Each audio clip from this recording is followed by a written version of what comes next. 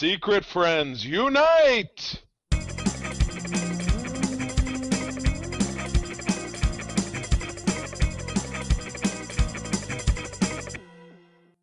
Welcome to the Secret Friends Unite podcast, episode 457. This is your guide to the geek side. I am one of your hosts, Todd Oxtra, a man with very little snow on the ground in Minnesota, joined by Charlie Carden.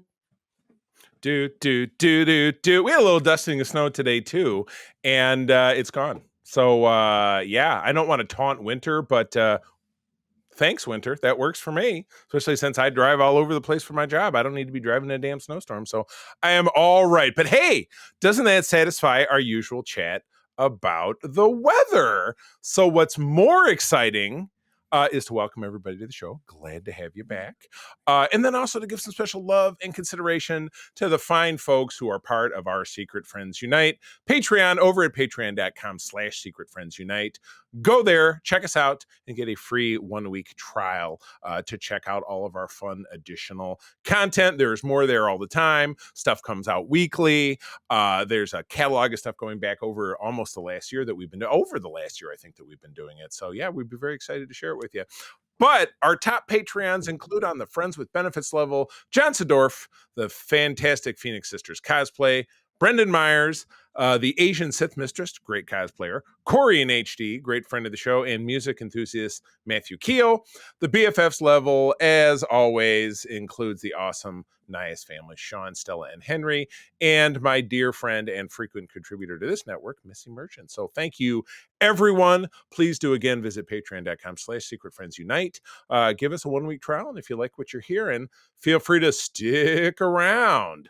So, Todd, anything else before we jump into this fantastic selection you found for us on the cover front? Correct. So just let everybody know, this is year 10 of Secret Friends Unite. It's kind of crazy because I was thinking the numbers. I'm like, yeah, we started in 2014. Yep. And we actually did in 2014 a Friendy's Award. So I was looking at the number, I was doing counting, and I'm like, okay, yeah, it's 10. Because we started doing the Friendy's. We started in September because I had seen Todd here in Michigan the previous July when April and I got married. So that'll be 10 years this upcoming July, 11 years that we've been together in February.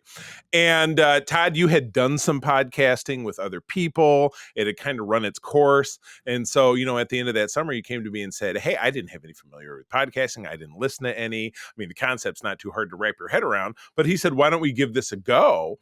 And we started that fall.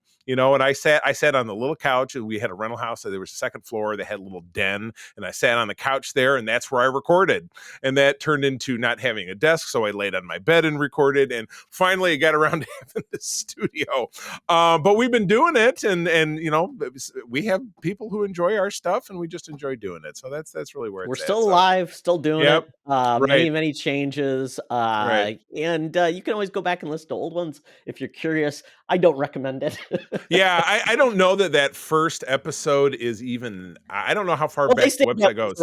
We did that intro for many more episodes, and that was my decision.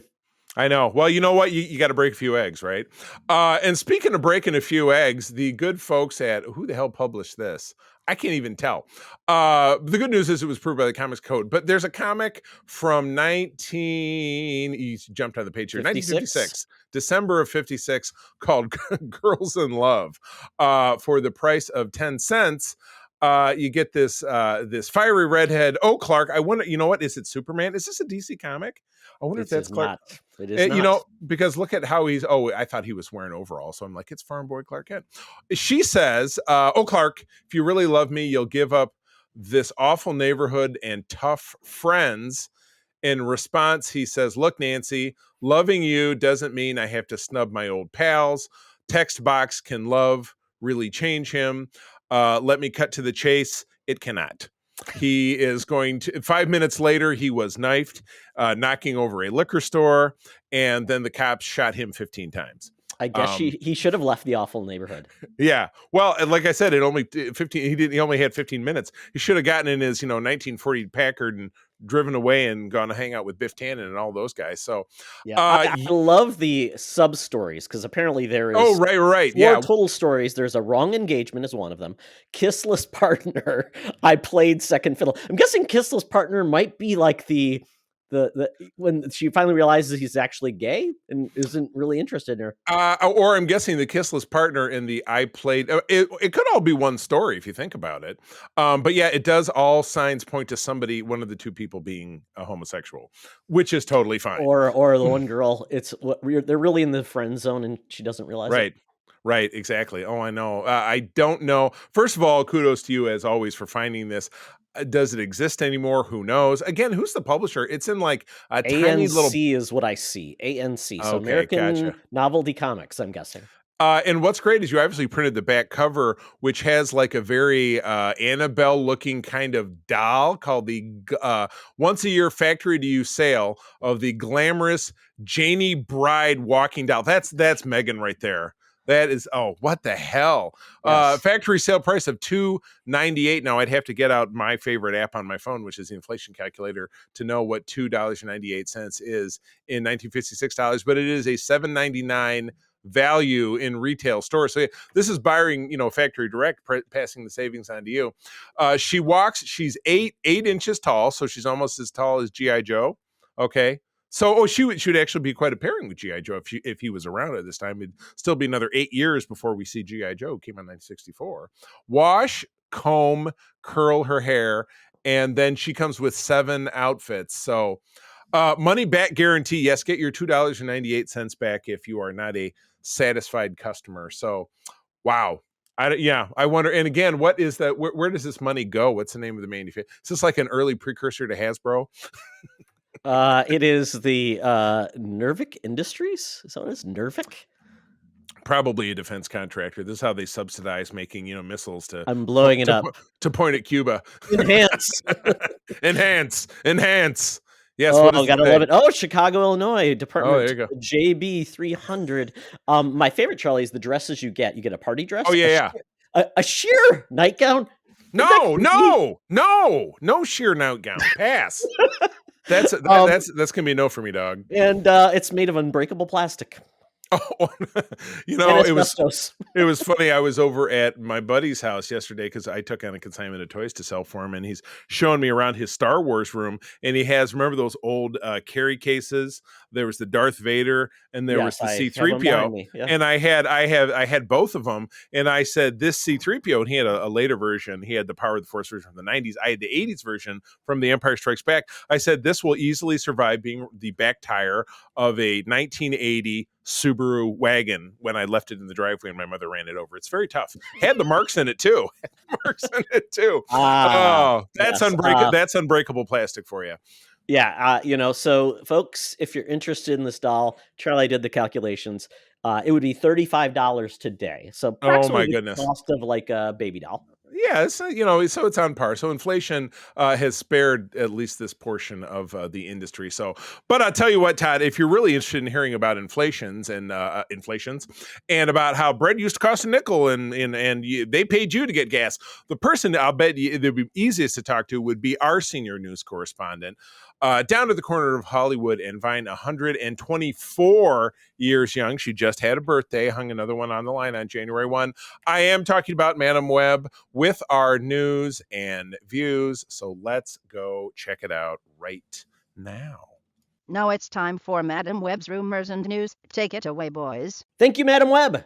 Well, it's the Chinese, they have an animal every year based on the Chinese zodiac. It's the year of the dragon, but I truly believe it's the year of the spider/web because Spumco is taking over. And Madam Webb, this is your year to shine. Right. I am so excited for you, and I'm also excited for getting at least 20% of your proceeds. Oh, I can't believe. Yes, the Spumco, proof that you don't need a Spider-Man to have a Spider-Man cinematic universe. Not a Spider-Man in the MCU sighting to be seen anytime soon. No, thank you. All right. Well, up first, we actually talked about this on Code 47, which you potentially listen to yesterday, as this which because it drops on Monday. This drops on Tuesday. But Patrick Stewart was on a podcast, and it was funny. I quoted, I don't know if it does say it in this article. This is a different article than we used. I used something over on Trek Movie, which is usually our source. But he was on the Happy, Sad, Confused podcast, which is a great place for a guy of Patrick Stewart's age. I know that was a softball. I really did he didn't know where he was? He was like, yeah, can someone get me a car? I'm sorry, Sir Patrick. I should not be making fun of you. But anyway, he was talking about he is quoted as saying, I heard only last night about a movie script that is being written, but written specifically with the actor Patrick Stewart to play in it. Stewart told Josh on a newly released episode of Happy, That's Sad, very and weird. Confused. Yeah, that is weird. I know. He trying to is he talking about himself in the third person? Bob Dole wants to be on Star Trek. Patrick Stewart does. Yeah, I don't understand that. So that was the old Chris Rock.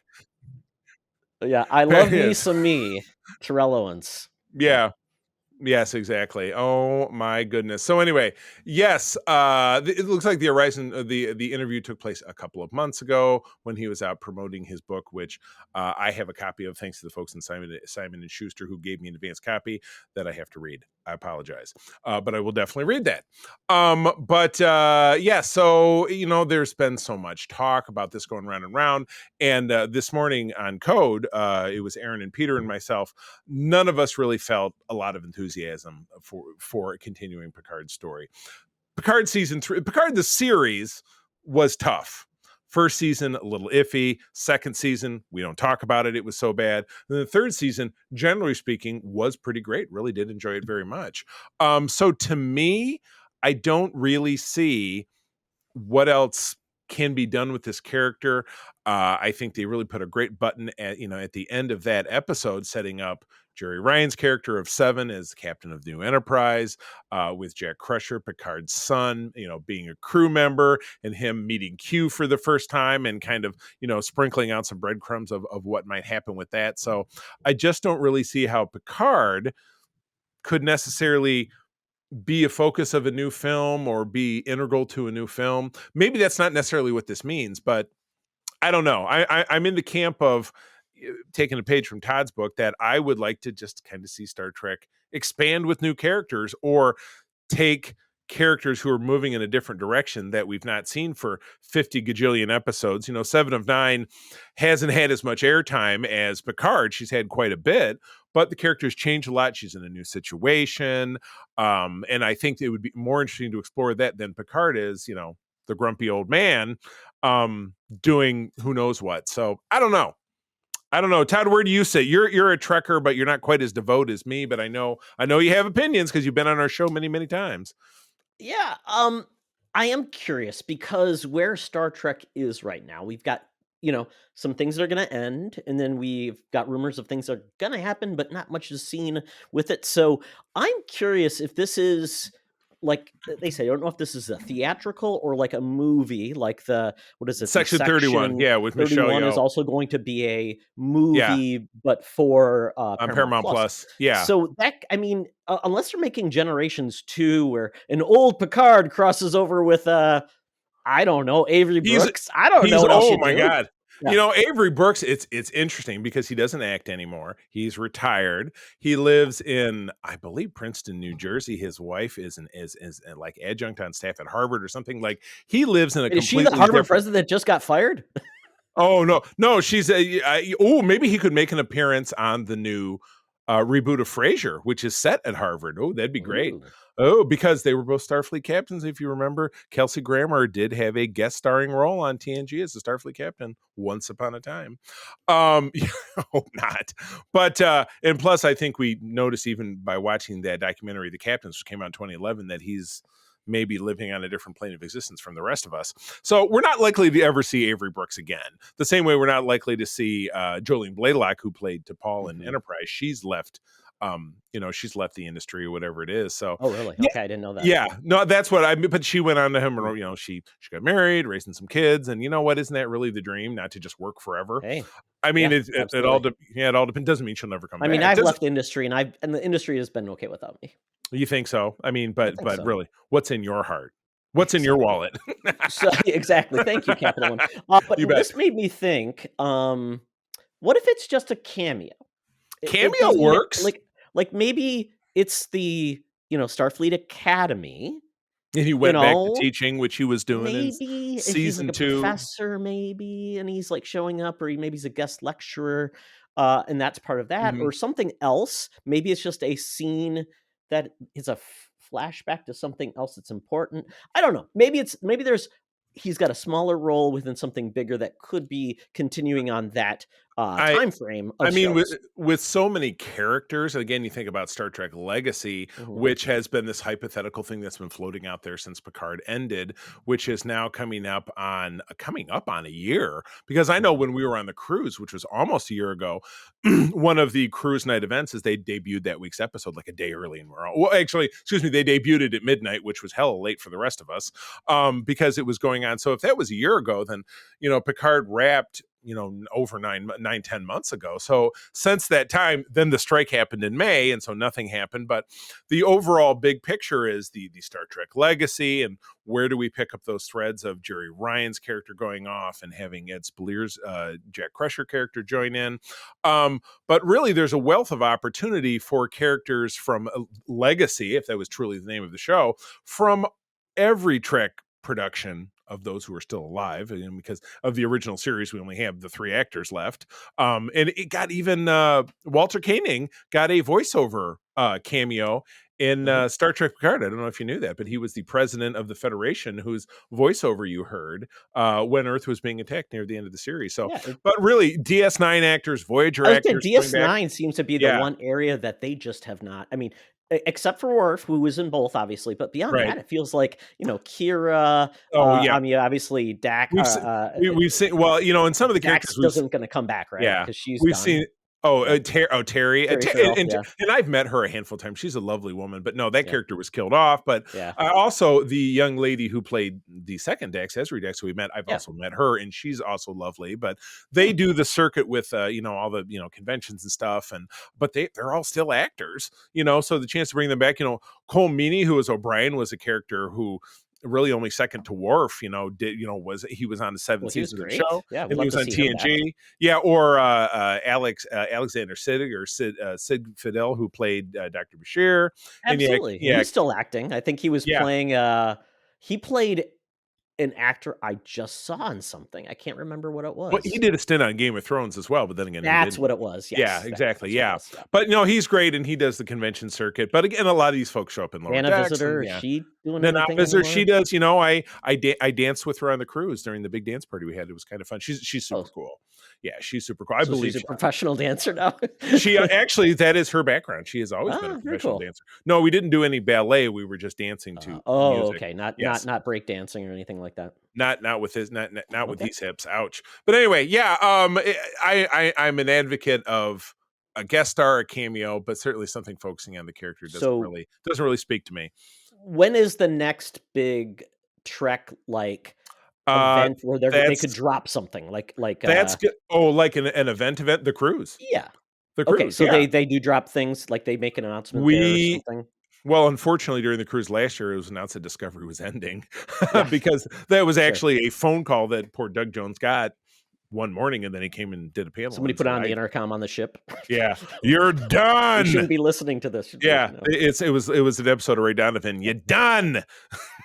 Okay, but I'm just wondering. There's got to. I mean, obviously, to have things to show, like maybe Academy or something like that. I mean, there's got to be a time when they would do that. I mean, well, right now, production wise, Strange New Worlds is now filming it again, which is exciting. This is the reason why Jonathan Frakes isn't going to be on the cruise. He had to cancel because he's in Toronto directing, which is awesome. But we know, Prodigy is back on Netflix, is being very successful. The next thing where I would imagine we'd be expecting to hear is when we're going to get season 2 of that. We know Discovery is going to be in April, but we don't have a date yet. So I would imagine in the next month there will be announcements of different things happening. So I don't know. I'm excited. I'm sure you'll let us know, Charlie. I will. That is what we do over on the Code 47, and also here to a lesser extent. So all right, what else we got? Well, we are getting a new entry into a franchise that quite honestly, I don't know how revered it is, and that is The Omen. So The Omen, Yeah. the first film with Gregory Peck, the kid who is the mark of the devil, people die Right. around him, and Damien, yeah. I've seen it. yep, I've seen it once, and I just remember he cursed his nanny to climb up on a building and jump. I said, I Damien, love I you, love you. Damien. Woo! Yeah. Yeah. I've never seen Great. it, but I've seen all the moments, and then there was a Yeah. with Sam Neill as an older Damien, which I haven't seen either. Oh, really? That was that was Yeah. the first Omen or back. Oh no, this Yeah. is called the first Omen. Okay, so yes, we're It getting was a new Omen film. Sorry, 2. Yeah. sorry to jump ahead, but yeah, Yeah. what do we got? What do we got here from this trailer? So it's called The First Omen. It's a prequel, and it's essentially setting up where the log line is, if I can find it, when a young American woman is sent to Rome to begin a life of service to the church, she encounters a darkness that causes her to question her own faith and uncovers a terrifying conspiracy that hopes to bring about the birth of evil incarnate. So it's essentially how Damien is conceived, because in the first movie, Damien is adopted from Europe, I Right. believe. That's the whole conceit. Right. So yeah, we love horror films. We actually saw a really dumb horror film the other night, which I won't even bother to talk about. The Kiki, it was so unremarkable. It's the new it's the pool that kills people, starring Captain America, Low the tide, US or agent. no, not low tide, low Night, depth. What is it? it's called Night Swim, but I'm like, well, stuff happened during the day too. But no, it's an evil pool that kills people. No! Oh Too much no. chlorine? Deathbed, the bed that kills people. That's an old bit from Patton Oswalt. It's a real movie. Like, look it up. It's real. Jeez. Yeah. Deathbed, the So bed that kills people. the film is directed by Arkasha Stevenson, who worked on the TV series Legion, and essentially we've got David S. Goyer and Keith Levine producing this, and the actors in this are, I'm looking. Oh no, it's right here. Yeah, it's a lot of names I don't know. We have Nell Tiger Free, Takif Barum, and Sonia Braga, with Robert Eggers' favorite Ralph Ineson and the legendary Bill Nye. Okay, there's a name I know. The I know science him. guy. Yeah. Yes, that's the one. No, from Love Actually is always how I very fondly think of him. And of course, he was Davy Jones in the Pirates movies. He also played the big old vampire in the what was it? Night Watch? No, what was the movie with the vampires versus the werewolves with what's her name? It was I know the girl you're talking about. Not Night Watch. No, it was the franchise. It was there was 3 of them, and it was Kate Beckinsale. Kate Beckinsale. Yeah, there you go. That series. Yeah. All right, please add us so we don't have to look us up. Add us over on Threads so we know. I mean, why not? Horror's really popular. It typically does pretty good, unless it's horrible. Even if they're horrible, they do pretty well. So I'd be curious how Deathpool is doing, but we'll see. Yeah. So what I'll do is I will commit to watching at least the first 2 Omen films. So when this comes out, I can be like, well, it's newer, so it's better, right? It's omened up. Yes, they've continued to refine their craft. All right, moving along, we have some uncasting news. Marvel's Thunderbolts, due to ostensibly what's said here, the delays of the strike and yada yada yada, has lost what Todd and I are assuming potentially its primary villain, which would be Sentry, portrayed by Stephen Wen of The Walking Dead and of Nope. But yeah, no, that's what I had read. Yeah, there was news reported recently that he stepped out. Yeah, it was portrayed as a mystery role, later confirmed to be Sentry, which is a character I'm vaguely familiar with. He's kind of the Superman ripoff, because it says even right here he gets his powers from the sun, but he goes back and forth between the good guy and the bad guy. And yes, so he decided to take a pass on that. And yeah, that was rumored to be the fact that because of the strike, it kind of knocked his scheduling off for other stuff. So I don't know. I don't know that being that I don't terribly know the character very well, I guess I don't have strong feelings either way if he would have nailed it, or if somebody who looks like Henry Cavill might have, nailed it better because he kind of speaks Superman to me. I don't know. What do you think? Because again, Sentry, if you look at him, kind of looks like Nuclear Man from Superman 4. He does, yeah. He's a very blonde version of Superman. When they first introduced the Sentry, they said he was a recently discovered original Marvel creation, and that was a lie. They just did it as an event to create a new character, but basically make it seem like he had some relevance in the past. We find out though that the Sentry, he had this great ability, but we found out was essentially he constantly fights this thing called the Void, and he has mental health issues. So he's a very unreliable, superpowered being. So that's a cool concept. A question about the Void. Was the Void an actual character? Because the Build-A-Figure piece I got, because I purchased that Crystar figure recently. The Build-A-Figure piece is the Void, and it came with these weird tentacle things, which I immediately put on my eBay store. Somebody bought them for $20. I'm like, okay, I guess there's not a high demand for Crystar, so if somebody's like, I got to build the Void, but I'm not going to buy that Crystar figure. That's cool because $20 pays for the figure. I was very happy about that. I would say the easiest way to describe the Void, he is akin to a Venom-like entity. That's what it seemed. Yeah, that's what I think. That's what I think that the figure can also live separately and it basically drives him nuts. So what I think, Charlie, and I think this is the conceit, what this was going to be for the Thunderbolts, because they're obviously not a very strong team. I mean, they've got some good, strong members, but I mean, obviously they're a bunch more ragtag, like the Suicide Squad. And they're no big superpowered folks.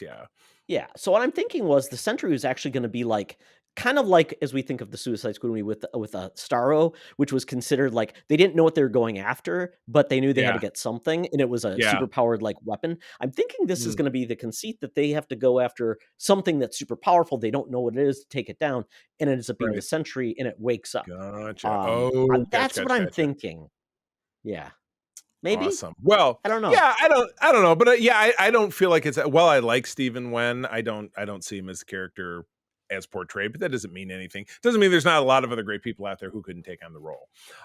So yeah, I'd be interested, but yeah, I would think somebody, isn't Alan Richson being considered for everything these days? Absolutely. I mean, he's big. He would be, it seems like this would be and he's blonde. This would be the perfect role for him. So anyway, yeah, as a huge fan of the Reacher TV series, he gets my vote. I'd be very, very excited. And I don't even know what type of Batman he would make, because you listen to him in every role. He's kind of got that meathead, kind of almost like Boston / New York accent. He's from Florida, because it's funny. I saw a whole bit. I saw this whole. It took me like 20 years to figure out that was why that rapper had that name. I'm like, oh, it spells Florida. Florida. Yeah. Oh my God. No, but when he was on Kimmel or Jimmy Fallon or something a couple of weeks ago promoting the show, obviously, and he's talking. He was on the first season for one of the first seasons of American Idol as a contestant, and apparently, apparently made it pretty far. But he was telling the story. He was Aquaman. And this would have been potentially prior to that, but he's just a regular. He doesn't have the Jack Reacher voice, but that's not how he talks. He just talks like a regular ass dude. It's not even like weird. A Florida accent. It's like a weird accent. So I'm like, it's like the Channing Tatum accent. Right. It's vaguely Southern. It's vaguely Southern, kind of hip hop. It's like, oh yeah, hey, when he was Duke and G.I. Joe. Anyway, we're getting a little far off the path. But anyway, so moving on to the next story, the latest buzz in the last week, because it's January 7th when we're recording this, has been the fact, and we talked about this in the show last week, that Steamboat Willie is now in the public domain. Anybody can use and abuse him. There have been no end of disgusting memes out there putting Steamboat Willie in disgusting situations. But now, a second Steamboat Willie horror pick from Stephen Lamort, unveiled as an early Mickey Mouse, hits public domain. Well, so what was the first one if he just hit public domain? I can't remember. It was pretty low key. It was like not really. It didn't really seem like it was focusing on Mickey, but it seemed more like a mascot from a theme park. Right, killing people, or a killer dressed Ricky up Rouse. like one. Got it. The Ricky Rouse. So anyway, so what's going on with this? This one's called Mickey's Mousetrap. We have a promo image of him with a bloody knife looking at like New York City. Right. And Stephen Lamort has produced the Terrifier movies, which I don't know about it, Charlie. Have you seen any of those No. Terrifier movies? They Doesn't look sound- horrific, and I've heard they're like grotesque. The evil Awesome. clown that's white, I forget what his name is. But yeah, so he's involved. So I guess that will bring the chill to this. And there was apparently there is a trailer for it, which I did not watch. So it's somewhere. It's not even in LinkedIn here. Well, but apparently it's probably for the best. they apparently did another. So I don't know if you remember seeing it. It was basically they already he and Amy Schumacher, not Amy Schumer. Not Amy Schumer. Oh God. They collaborated on the horror film The Mean One, which is based on The Grinch. So basically using the Grinch as a killer. And he also worked on so basically they have experience working with taking a property and converting it into something more grotesque and over the top. But we are going to get a lot of these, even in the video game world. We got one that was basically using a Mickey Mouse like image, but apparently there were neo-Nazis involved in it, and they were using they were using terms like neo-Nazis would of extermination. So it's like, I don't know if there's going to be anything that good comes out of this. Highly unlikely. But the only good thing I have seen, it's the meme of, it's got the GIF of Mickey Mouse, Steamboat Willie, like driving a boat, and it's with the Titanic, where he's the pilot of the Titanic. he's whistling. So that might be the only good thing that comes from, or we'll see him on Family Guy for sure. In one of those. Yeah, I'm sure they're working. Remember on the time? Yeah, like that time that Steamboat Willie and I. Yeah, exactly. Oh my God. Yeah, that drunk sea captain we had. Can't even wait for it. My goodness. Yeah. So obviously we've got Winnie the Pooh, Blood and Honey that came out. We've got a sequel with Tigger now because Tigger is now public domain. So if you like these things, kids, hold on. You're going to get your more than fair share. And I'm assuming most of them will be bad. You know what? And April and I don't have any aversion to see them because we have that monthly membership thing to the local theater chain, and we just last couple of months just did not go. So that's why we went and saw Death Pool on Friday night, because we're like, you know what? We're paying for this, and we love it because the theaters are never full, generally sit in a row by ourselves, and we can just do what we do when we do our Patreon show, Bad Trip to the Movies with the Cartons, and we can just heckle it and quietly to each other, and we have fun. Isn't that really what going to the movies is all about? Truly is. All right, well, that takes us out of the news, but it is time to get out that Fuber app, that feeble Uber app. Time to get down to the place where we chat about stuff we enjoy. But wait, first, a word from our sponsor. Hey, Secret Friends Unite, let me tell you about Zencastr. We use them for our show, and now they're supporting us. Zencastr is now the all-in-one solution making podcasting easy. It's the ultimate web-based podcasting solution. Provides high-quality audio and video podcast production and hosting. With a full suite of professional tools, podcasters can seamlessly record, produce, and publish studio-quality content, all from one dashboard. Being a creator has never been easier. And we chose Zencastr because of the ease of use, high quality output, and it makes it super easy for our guests to come on. We had multiple solutions we tried before, and Zencastr has just been the best fit for us. Why Zencastr? It's now super easy to record a podcast with Zencastr. Log in using your browser and start recording a high-quality podcast right away. Record studio-quality sounds and up to 4K video with your guests. Feel a sense of zen knowing Zencastr's multi-layered backups ensure you always have your recordings in the highest quality, even if the connection is unstable. Have you ever worried what you sound like? Zencastr's post-production process makes you sound buttery smooth. It automatically removes those ums and ahs in your recording. It removes those awkward pauses in conversation too. Set the right podcast loudness and levels while reducing background noise with the click of a button.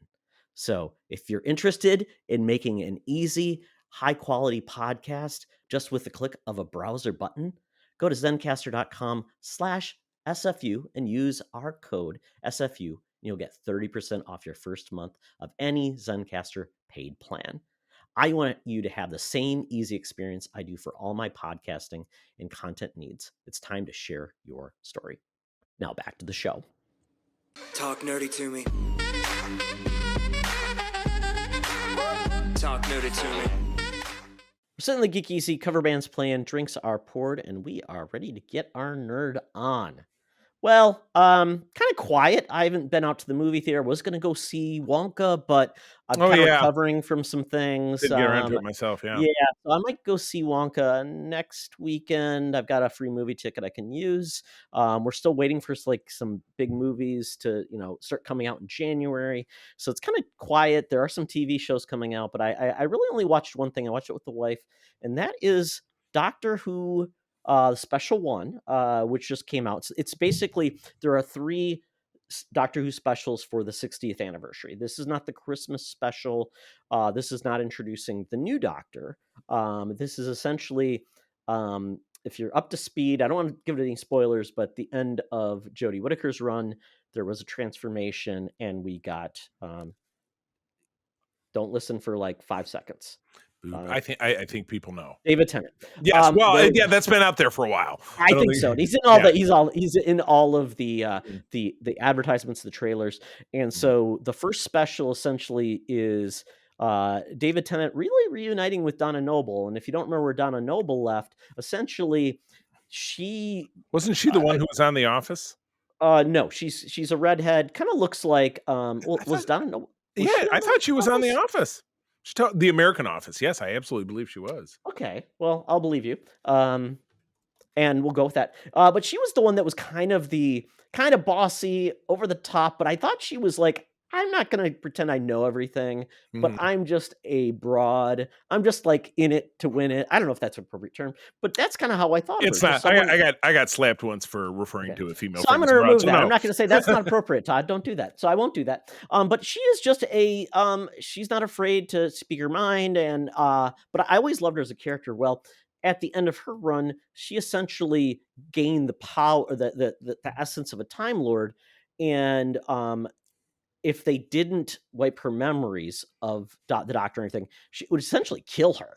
And so she doesn't know who the Doctor is. She doesn't remember anything about it. And that's kind of what this episode was dealing with. So I don't want to go anything more there, but I love this episode because it does feel like it's a Monster of the Week episode, which is perfect. It doesn't really try to do anything more than it does in one episode. Yeah. So I think if you've been out of Doctor Who in a while and you like David Tennant, or even if you haven't seen David Tennant before, I think it's a great episode. I was truly pleased. And those are over on Max, correct? No, that's the big change. So if you want to watch all of the old Doctor Who through Jodie Whittaker, starting with Eccleston, right? Eccleston, 2005. Yes. Those are all on Max. So this is where it gets a little bit interesting. Okay. But everything new, starting with this episode, and the it's on Hulu, isn't it? Or it's on Disney Plus. So I think we did talk about that. Yeah, BBC is partnered with Disney. Anything outside of Disney Plus is just on the BBC. So that's so if random. You have Disney Plus, you get this, and apparently because of this, they're getting a much bigger budget, which the BBC never had big budgets, so I thought it looked great, but they still used practical effects in a lot of ways, and which I appreciate that. Yeah, I appreciate practical effects. Yeah, I highly recommend this, and I'm excited about to see where it goes. Obviously, our friend John Sear has said he is so pleased with these because he was really disappointed with the writing and quality of the Jodie. He liked with Jodie Whittaker, he just didn't like the way the episodes were handled and written. So I'm excited for this, and we know the new Doctor we're getting. And he has a new companion, so I always like when there's a new Doctor starting off because it feels like there's so much promise. So it's kind of like a first season or a new season of a show, like Worf is on DS9, 7 of 9 comes to Voyager. Exactly. New adventures through kind of a fresh lens. That's cool. Yeah, and John and I have covered a couple of seasons of Doctor Who over on the Facts Geek Life, which is one of our Patreon segments, and we have some other ones coming up. And I have just really lagged.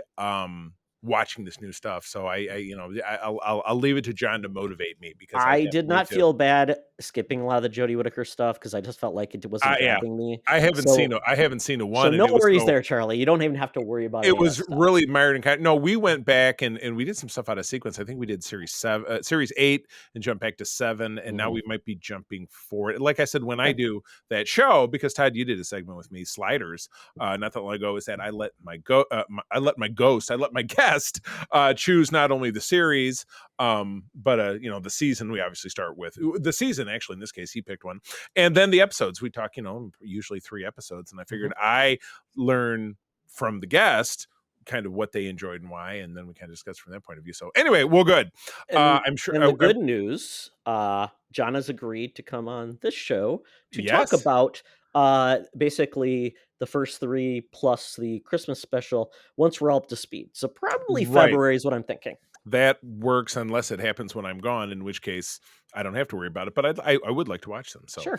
Well, good. Well, I watched a couple of things. Obviously, I talked about the Pool of Death. I kind of talked about that. Don't need to talk about it anymore. But my wife loves Netflix, and I'm like, oh, Netflix. If we could drop something, I'd drop Netflix. But every once in a while, they kind of knock one out of the park, and they did this with this movie. And I thought I had to go back and what the hell was the name of that? Because we watched it, and I absolutely loved it, but the name of it just did not resonate with me. It was called Leave the World Behind. Big names in it. We have Marshawn Ali, Julia Roberts, Ethan Hawke. Are just, Ethan Hawke and Julia Roberts are a husband and wife couple. They live in New York City. They are going out to Long Island. They probably not as far as the Hamptons, but kind of mid Long Island, the part where you can look across and see the city. So that's not the Hamptons, as I understand Long Island geography, which I really don't. Please add me at Threads if I got it wrong. But anyway, they have taken out a summer rental, an Airbnb, and they're starting to enjoy their vacation, where they just start to notice some weird shit going on. They're on the beach, and this huge tanker liner smashes into the beach, out of control. The crew dead at their hands. And the first night, there's a knock at the door, and it's this affluent black businessman and his knock at the cabin. They're here. My dog just heard that. Oh, whoops. It's getting a little too real. It is this affluent black businessman and his adult daughter, and they're saying, hey, this is our house, and I know this is unusual, but we're really hoping we could stay here because yada, yada, yada. And you can tell that the two of them know something. Marshawn Ali and his daughter know that something is up. Okay. And over and Julia Roberts' character is a bit despicable. She's racist. She clearly does not like black people, and it's coming out pretty regularly as it goes on. Where Ethan Hawke he's a very affable guy. He's a college professor, kind of easy to get along with.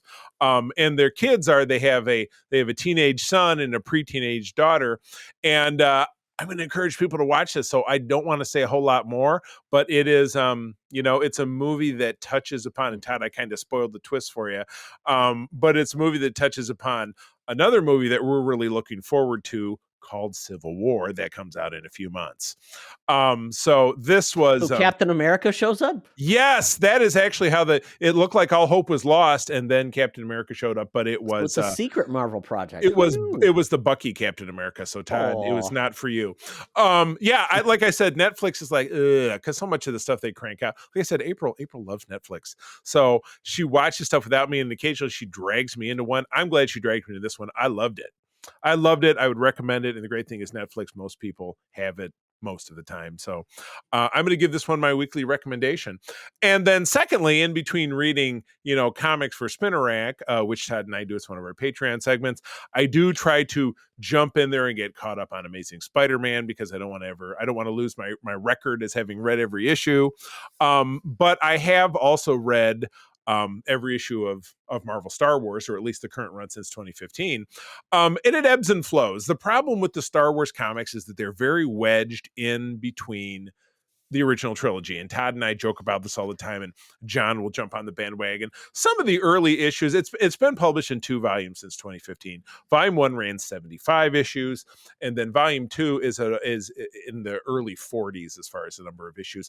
Not sure when it's going to end, but Volume 1 was set between A New Hope and The Empire Strikes Back, and it made sense because it was a 5-year period of publishing, kind of compressed into the 3 years that took place between those films. And, it took them a little time to find their footing. Todd, I'm sure, will very fondly remember the Everybody Has Lightsabers issue, where they had to fight like a General Grievous thing that had an Admiral Akbar head. I mean, they've had some misses. But recently, so Volume 2, and again, I've talked about this before, is now taking place between Empire and Jedi. And you're watching Luke's, voyage, kind of fumbling his way through figuring out what it means to be a Jedi. And it was one of the issues I read probably 5 or 6 issues recently. So I'm almost to the point where Marvel Unlimited cuts me off, which is a 3-month gap, where he's struggling with the lightsaber he's been using. He found a lightsaber to use, and it's a yellow lightsaber. It's a Guardian lightsaber that he's been using because he doesn't have his green one. We actually see him activated in a deleted scene early in Return of the Jedi, so we know he doesn't have that. But it gets damaged, so he goes on a quest to find a new crystal. But he has to go on this vision quest where he speaks to Yoda in the kind of space in between, and they address why did he never go back? Why did he never go back and get more training for Yoda? So that I found pretty interesting. And Todd, you would love this. One of the through lines since the beginning has been the relationship between Lando and Lobot, and how Lobot is a big character in Volume 2. And I know you love Lobot, so I'm just saying. But the current tie-in, which I'm just about to lump into, was this Dark Droids crossover where Lando is trying to save Lobot because his technology, all his implants are failing, and he's got to take him to Jabba's palace to get him fixed by the torture droid you see at the beginning of Return of the Jedi. So it's very layered. It's not, I wouldn't say it's the absolute greatest, but these last few issues that I've read, I've actually really enjoyed them. So it's just kind of peaks and valleys with that. But yeah, Lobot is, and again, unfortunately, because I caught previews for things releasing this upcoming March, Lobot lives, but I mean, he can't really live because we don't see him in Return of the Jedi. He's probably still yet to either die or to go off on a vision quest. I don't know. Charlie, that's so funny because I was looking. So the original Star Wars comic, issue 56, is it's Lando fighting Lobot. The volume 1 for the first run from 1977. Yeah. It's so funny. And you can win a 10-speed buck. I know the exact cover you're talking about. Yeah, I started to follow. Too funny. I started to follow, very famously, the first comic I ever purchased was issue 65 of that run. It was and I have a framed copy of it in the hall upstairs in my house. I have for many, many years. Issue 65, Golroth never forgets. Princess Leia tries to destroy an Imperial base all by her lonesome. So good stuff. And yeah, I followed the title from that comic. Ran 107 issues before they finally killed it. And I haven't read them all. The first ones, the first probably 50 are really hard to read because you get, Jackson the Green Rabbit and all this kind of weird shit. But anyway, I'm enjoying this current run. It's not bad. I'm curious when Volume 2 is. Does that go end. On? Are they going to ask you for like a blurb? It's not bad. Yes, it's not bad. Charlie Carden of the Holocron Chronicles on the Secret Friends Unite network. Yes, I officially categorize. And let's get, the Marvel run has given us some good characters. Dr. Aphra, Black Krrsantan, who we've now seen in the Book of Boba Fett. They've done some okay stuff. There you go. There's your soundbite. Marvel Star Wars, they've done some okay stuff. Okay stuff. All right, that's all that I got.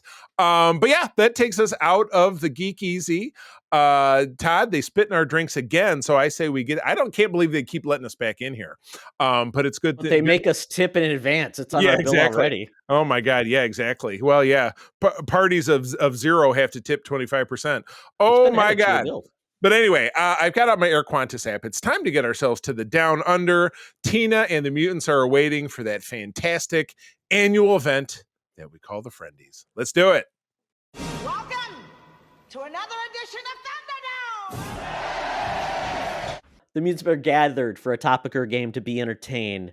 And this week, it's the 10th annual Friendy Awards. It's 2023's best of, folks. We started this in 2014 with no clue, no format. We had no guests. It was tape delayed on a Thursday night at 2 a.m.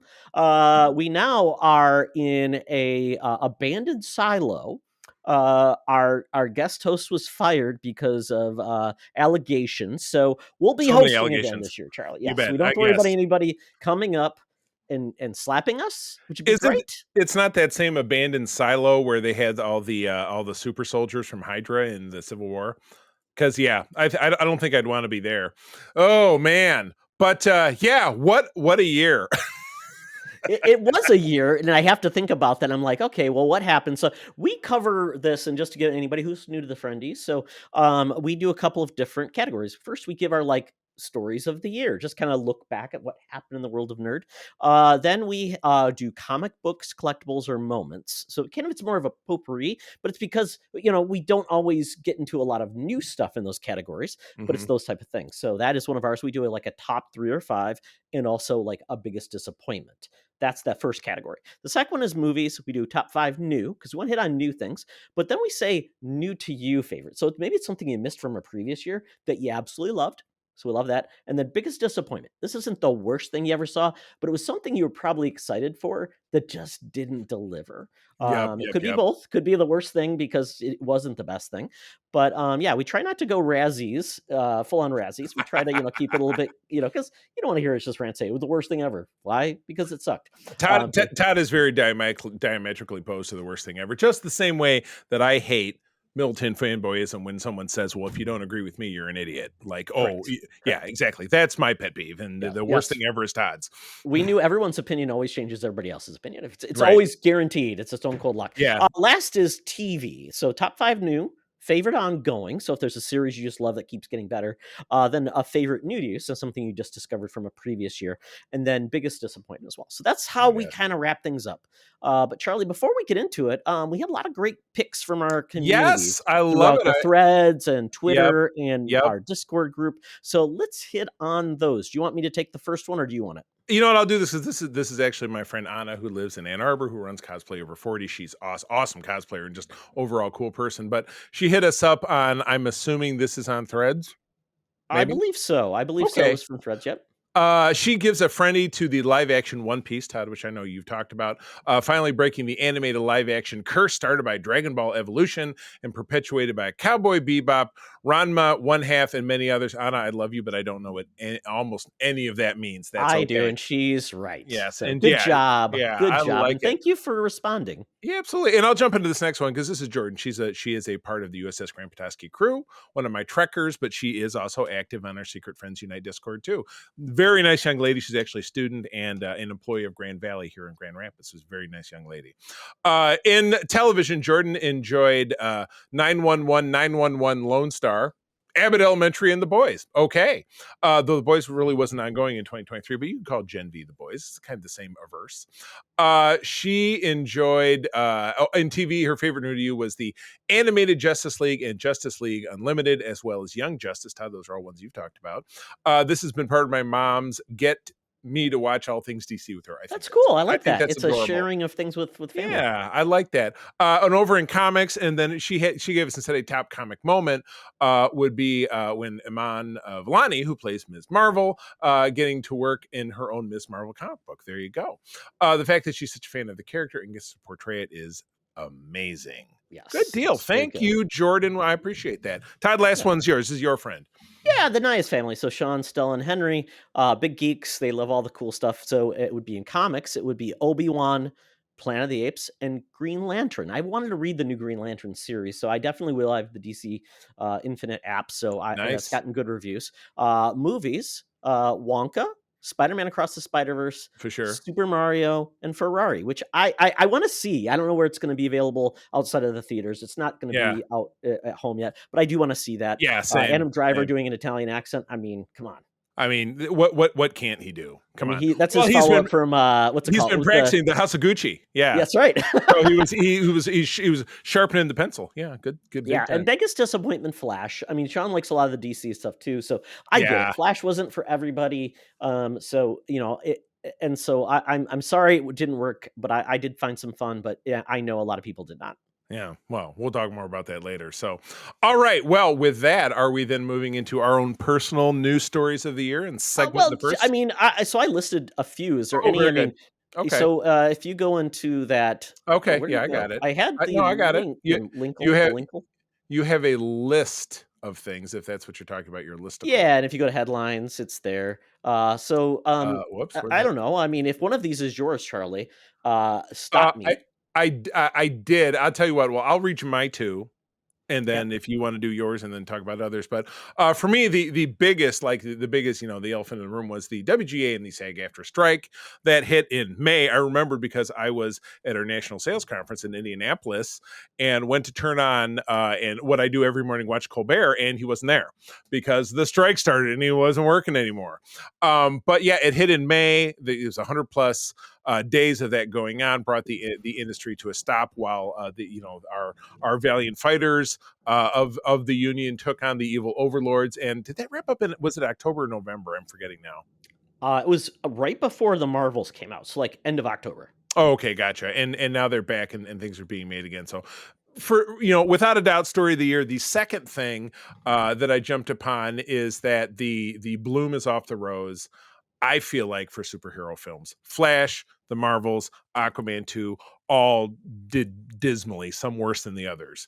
And what does this mean? Signaling what's going to come forward, and particularly in light of obviously everything that happened with Jonathan Majors, which I know is another one of our headlines. I feel like there's a change on the horizon because of what we've seen this year. So, yeah, well, Sony's going to change that, Charlie. They're going to turn it. The Spumco is going to revolutionize things. Yes, 3 movies that are obviously going to be of such critical and financial success that your socks will, in fact, be blown all the way off.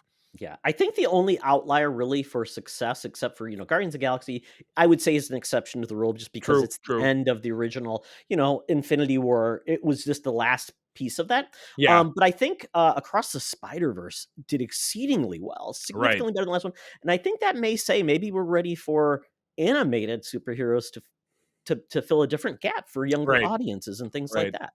Right, exactly. Yeah, and building brand loyalty with younger audiences and making it more something that's, because remember, you remarked this not long ago that Marvel used to be for everybody when there were 5 films or 10 films, and now there's 35 films and 10 shows and blah blah blah, and it's too difficult to manage and people tend to wear out. So, all right, what do you got? What's going on?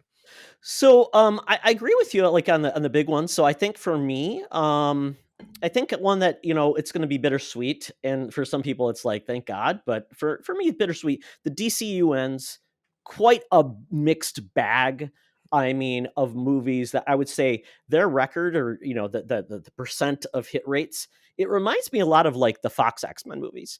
Although I would say good, bad, good, half good, mediocre. But I think the better of the X-Men movies was significantly better than the DCU movies. Oh God, yes, yeah. You could still watch, the 2006 X-Men 3 over The Flash or Wonder Woman 1984. What? No, with the says I'm the Juggernaut bitch. No, that film is in the trash.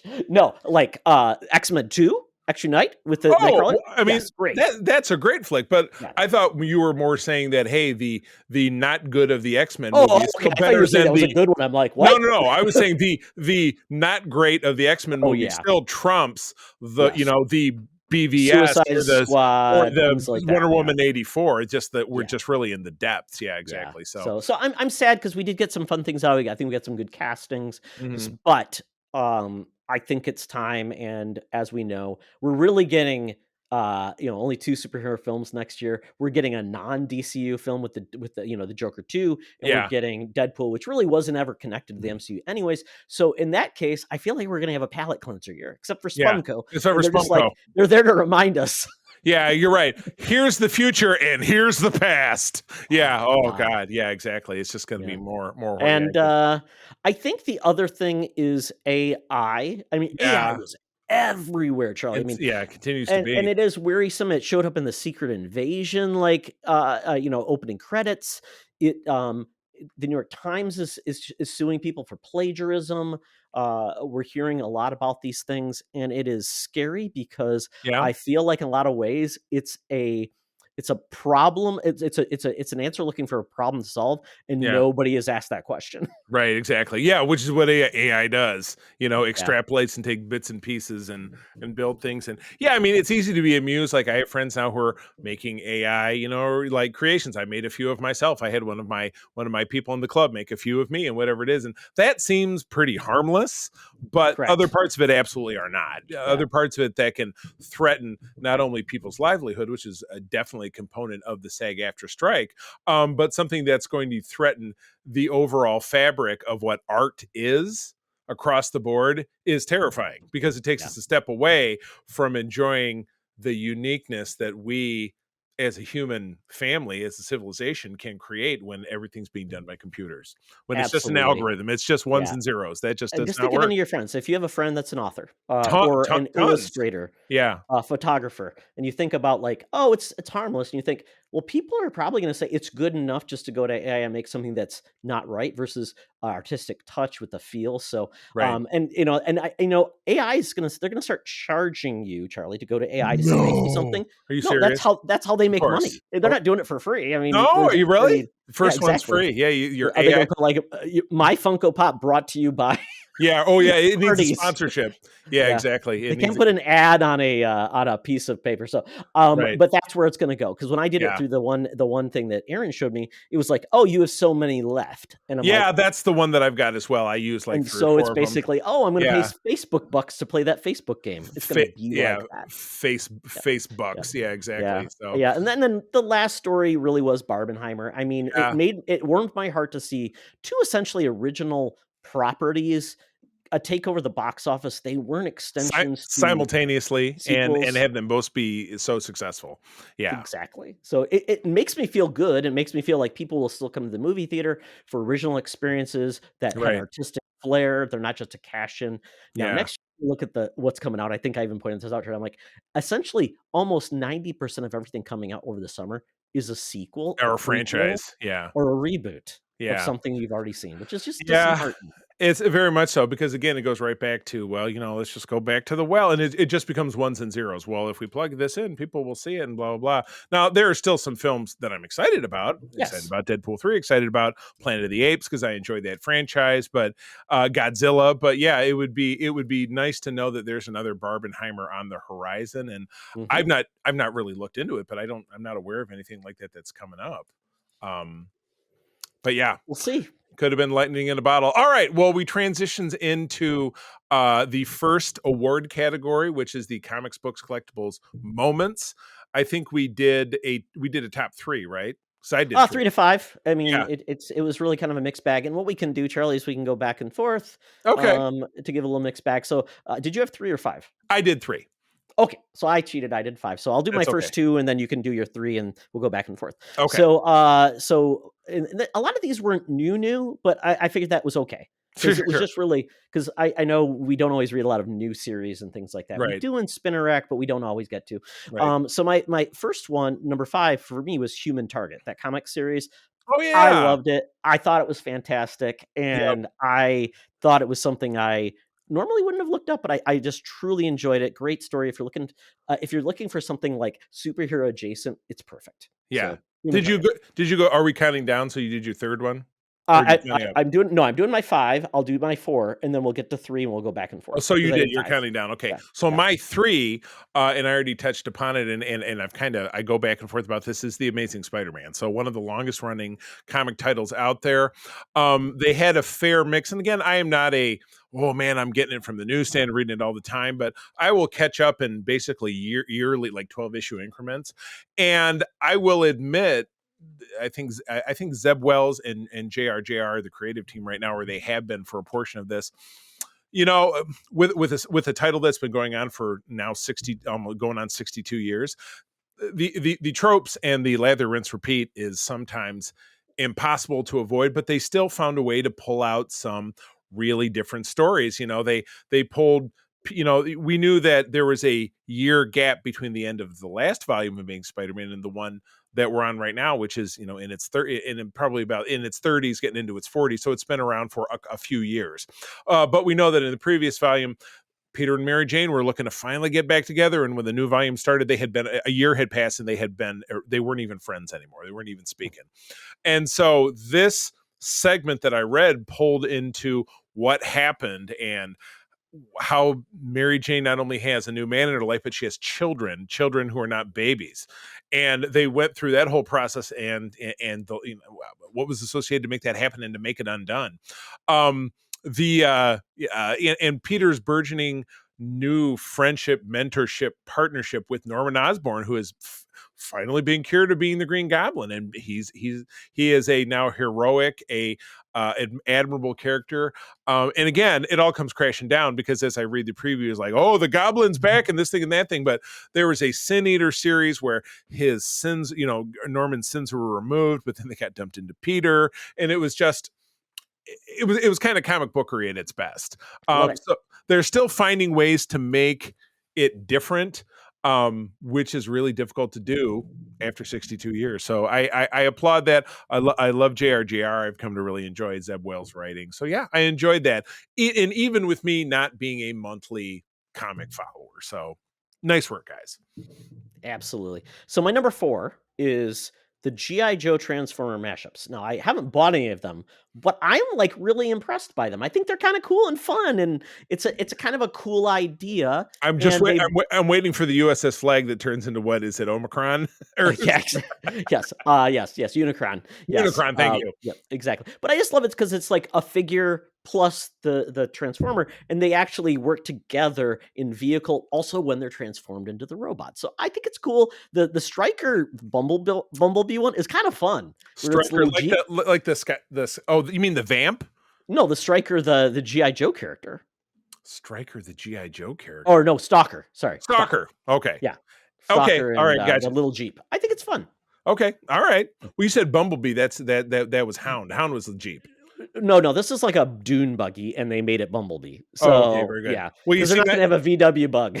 Well, I was going to say, and I saw some future. They have a transforming his tank, which has the bear. And then again, they go with the classic style 3 3/4. So they're replicas of the 80s. It's pretty 80s through and through. That Baroness and Megatron. Yeah. And then they had an upcoming one is the Thunder Machine, which was the Dreadnought vehicle turns into Soundwave or something. I don't know. Whatever. I don't know. The kitschy stuff, I know that's your area, but it's just not, As long as they're done well. There's some crappy ones, and actually I'll talk about that. Yeah. That's okay. So gotcha. All right. Well, my number 2, speaking of G.I. Joe, was IDW's Rebirth of G.I. Joe. I've read 2 titles so far. One is part of the Shared Energon universe, which is the Transformers. It's the Void Rivals, of which I read the first issue, but haven't continued with it. And then I read this a week ago. It was Duke, which is a reimagining of the character in a modern lens. So it is not tied to Larry Hama's ongoing title, which has been relaunched with issue 301, which is funny. The Larry Hama title started in 1982 with a number 1, stopped in 1994. The G.I. Joe it went through the gristmill. It was at like Devil's Due and like some other publishers. IDW had it for a while, but different creative team. And then I think in 2010 or 11, Hama came back and they started with issue 156. So they continued the original numbering and took that all the way up to 300. And then it ended about a year and a half ago. And now this is the return of it. So are they finally at the Eco Warriors? Hopefully those all get run over by one of these transforming things. But what's tough about that, I've been spending the last 6 months running around every comic shop in Michigan buying old G.I. Joe comics because none of them exist digitally. They're all gone. So unfortunately my job gives me the opportunity to stock comic shops, and I'll pick up one here and there, $3 to $5, maybe $10 for a more rare one, whatever it is. And they're going in my file because I've read a lot of them and stuff. But and I have almost no familiarity with the IDW issues 156 through 300, but I'm working on it. But the G.I. Joe series is great, but again, it picked up from stuff that I didn't know what was going on. Like, it was, and it gets, Todd, you would like it because it's really weird. A mutagenic bomb goes off and everybody on Cobra Island is transformed into like cannibal zombies or whatever. And it's like, it's your jam. Serpentor is alive again, which, he got killed famously in the Cobra. Has anyone said Cobra la la la la la yet? I'm sure it's coming. So they're bringing it back. That's bringing back. But the Duke, I absolutely loved it. I think it's kind of my new favorite because Duke he's Jack Reacher plus Jack Bauer and plus Joel from The Last of Us. Just super duper badass. Joel from Community. Yeah, Joel. Yeah, Joel from the from Mystery Science Theater 3000. So anyway, fun to be back reading a regular book. I had been reading some of the Star Trek titles, but I just found losing. They just continued to pile up, and I wasn't reading them. So some of them are still sitting there in my digital shame pile. But I canceled all my subscriptions, and all I'm reading monthly right now is the G.I. Joe stuff. Very, very good. So on my number 3 is the Soundwave helmet I got. I got it as a gift for myself. It was on sale during Black Friday. Oh yeah. Hit the Todd cheap point, and it's so cool because it fits really well. It has all of the sounds. It lights up, and it's very fun. I mean, for the price I paid for it, it's perfect just to sit on a shelf right next to my Mass Effect helmet. It's very fun. And it fit in my space. That was the big part. Well, my space. I have, and again, this is one of the rare times when I have it flipped around, but usually my background is I have 4 helmets plus a cookie jar. The cookie jar is Spider-Man, but I have my X-Wing helmet, my Darth Vader, and my Gen 1 Clone Trooper, which I got both of those from my friend Derek, who's my figure collecting partner. And then I have a Cobra Commander that, just like you, it was a GameStop exclusive that nobody bought. So it was super cheap. So I picked it up, but it looks fantastic. And yeah, I would love it if more helmets would fit in my little display back there, but the little cubbies are too small. Yeah. So I only have the ones that are ringing along the periphery. But anyway, you get some mannequin heads or the wig heads. Oh, we actually have one that we did when we had wigs for when we were so big into cosplay stuff. So, all right, well, my number 1, and Todd, I know you have a 2 and a 1, but my number 1, and I featured this on our YouTube channel, and I've taken pictures and shared it on my social media. But Hasbro's HasLab Histank, which I purchased summer of last year, is everything that I think you could hope for in a modern toy. It's to scale. To the 12th scale, which is a 6-inch figure line, the G.I. Joe Classified series. It has all conceivable bells and whistles except for the missiles don't shoot, which Todd was clearly very disappointed on. They just pop on. Fail. But it has it was set up as people were jumping on board with 4 different unlocks. All the unlocks were achieved. The items sold very well. So the unlock figures, there was a Hiss driver, there was a Hiss gunner who is a female Cobra. Of course, they're all wearing helmets, can't see them. There's a tactician who sits in the little bay in the back with a gun rack, and he's sitting there. I don't know, he's sitting there probably playing Sudoku or something. I don't know what he does. And then it comes with the first ever available classic Cobra Commander with the domed helmet, much like the one I have on my shelf. The vehicle itself, lights and sounds. Lights but no sounds, but it has a different light cycle through that it has, the Cobra signal projected. As you fold down the rear compartment, a light comes on where the little tactician guy is sitting.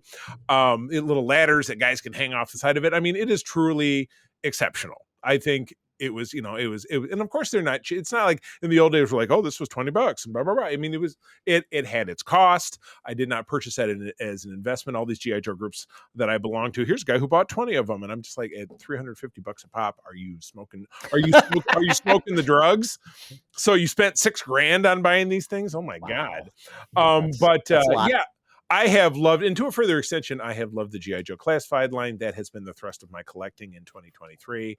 And my collection has gotten pretty sizable because I really think that they've done a nice job. That line started right around the time COVID broke out, and they tried a reboot by redesigning some figures. People effing hated it. That ended, and what we get now is pretty much very, very faithful.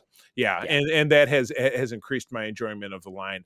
And the original ones that they've come out with, different versions of troopers, they have a Cobra Trooper Femme version where it's two ladies and the accessories they come with and the little smoke effects and the jet packs and all this different stuff. So they just do a lot of fun stuff. So been very impressed with that, without a doubt.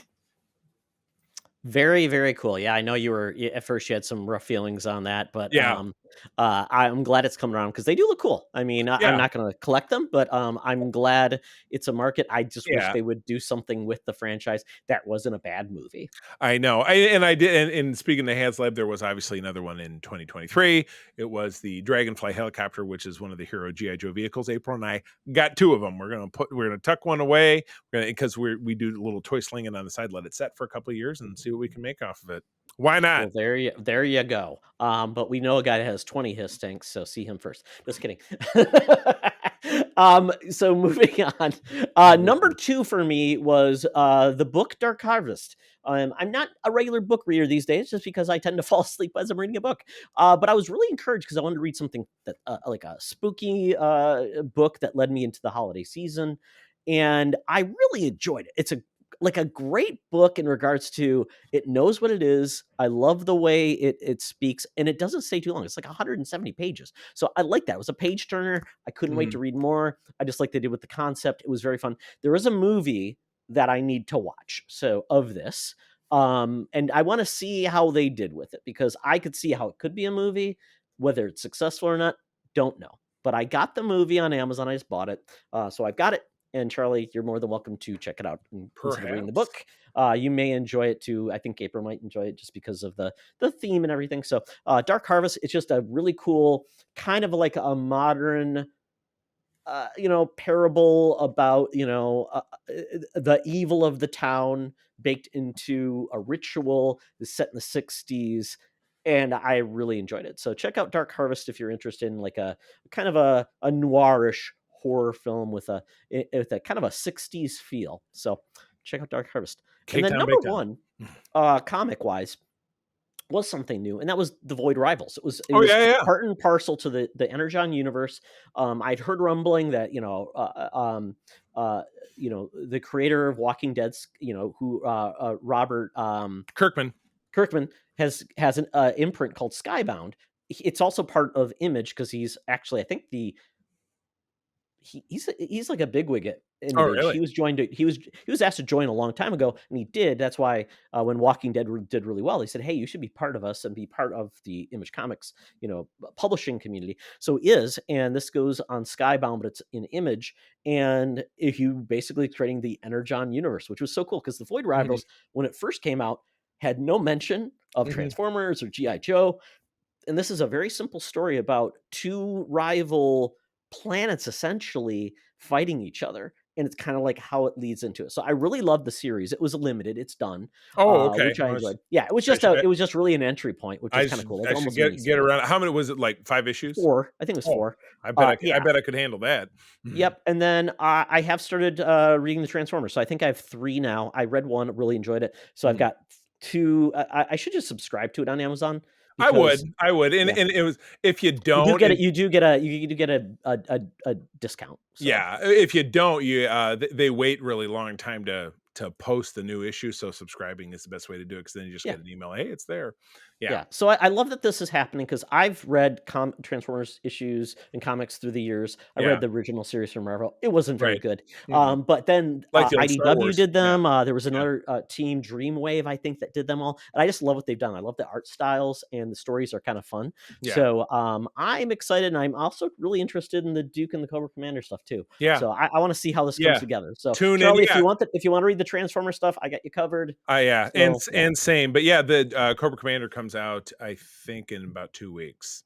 And the second issue, Duke will be out, and G.I. Joe will be out as well. Yeah. All right, well, moving on. Biggest disappointment. Sorry, I did. My biggest disappointment, I'll go back to collectibles. The part of my collection that has now started to shrink is Star Wars, which is a shame, because I was talking about how much I'm enjoying Star Wars. But Star Wars, the Black Series, I collect 6-inch figures, not really the old 3 3/4.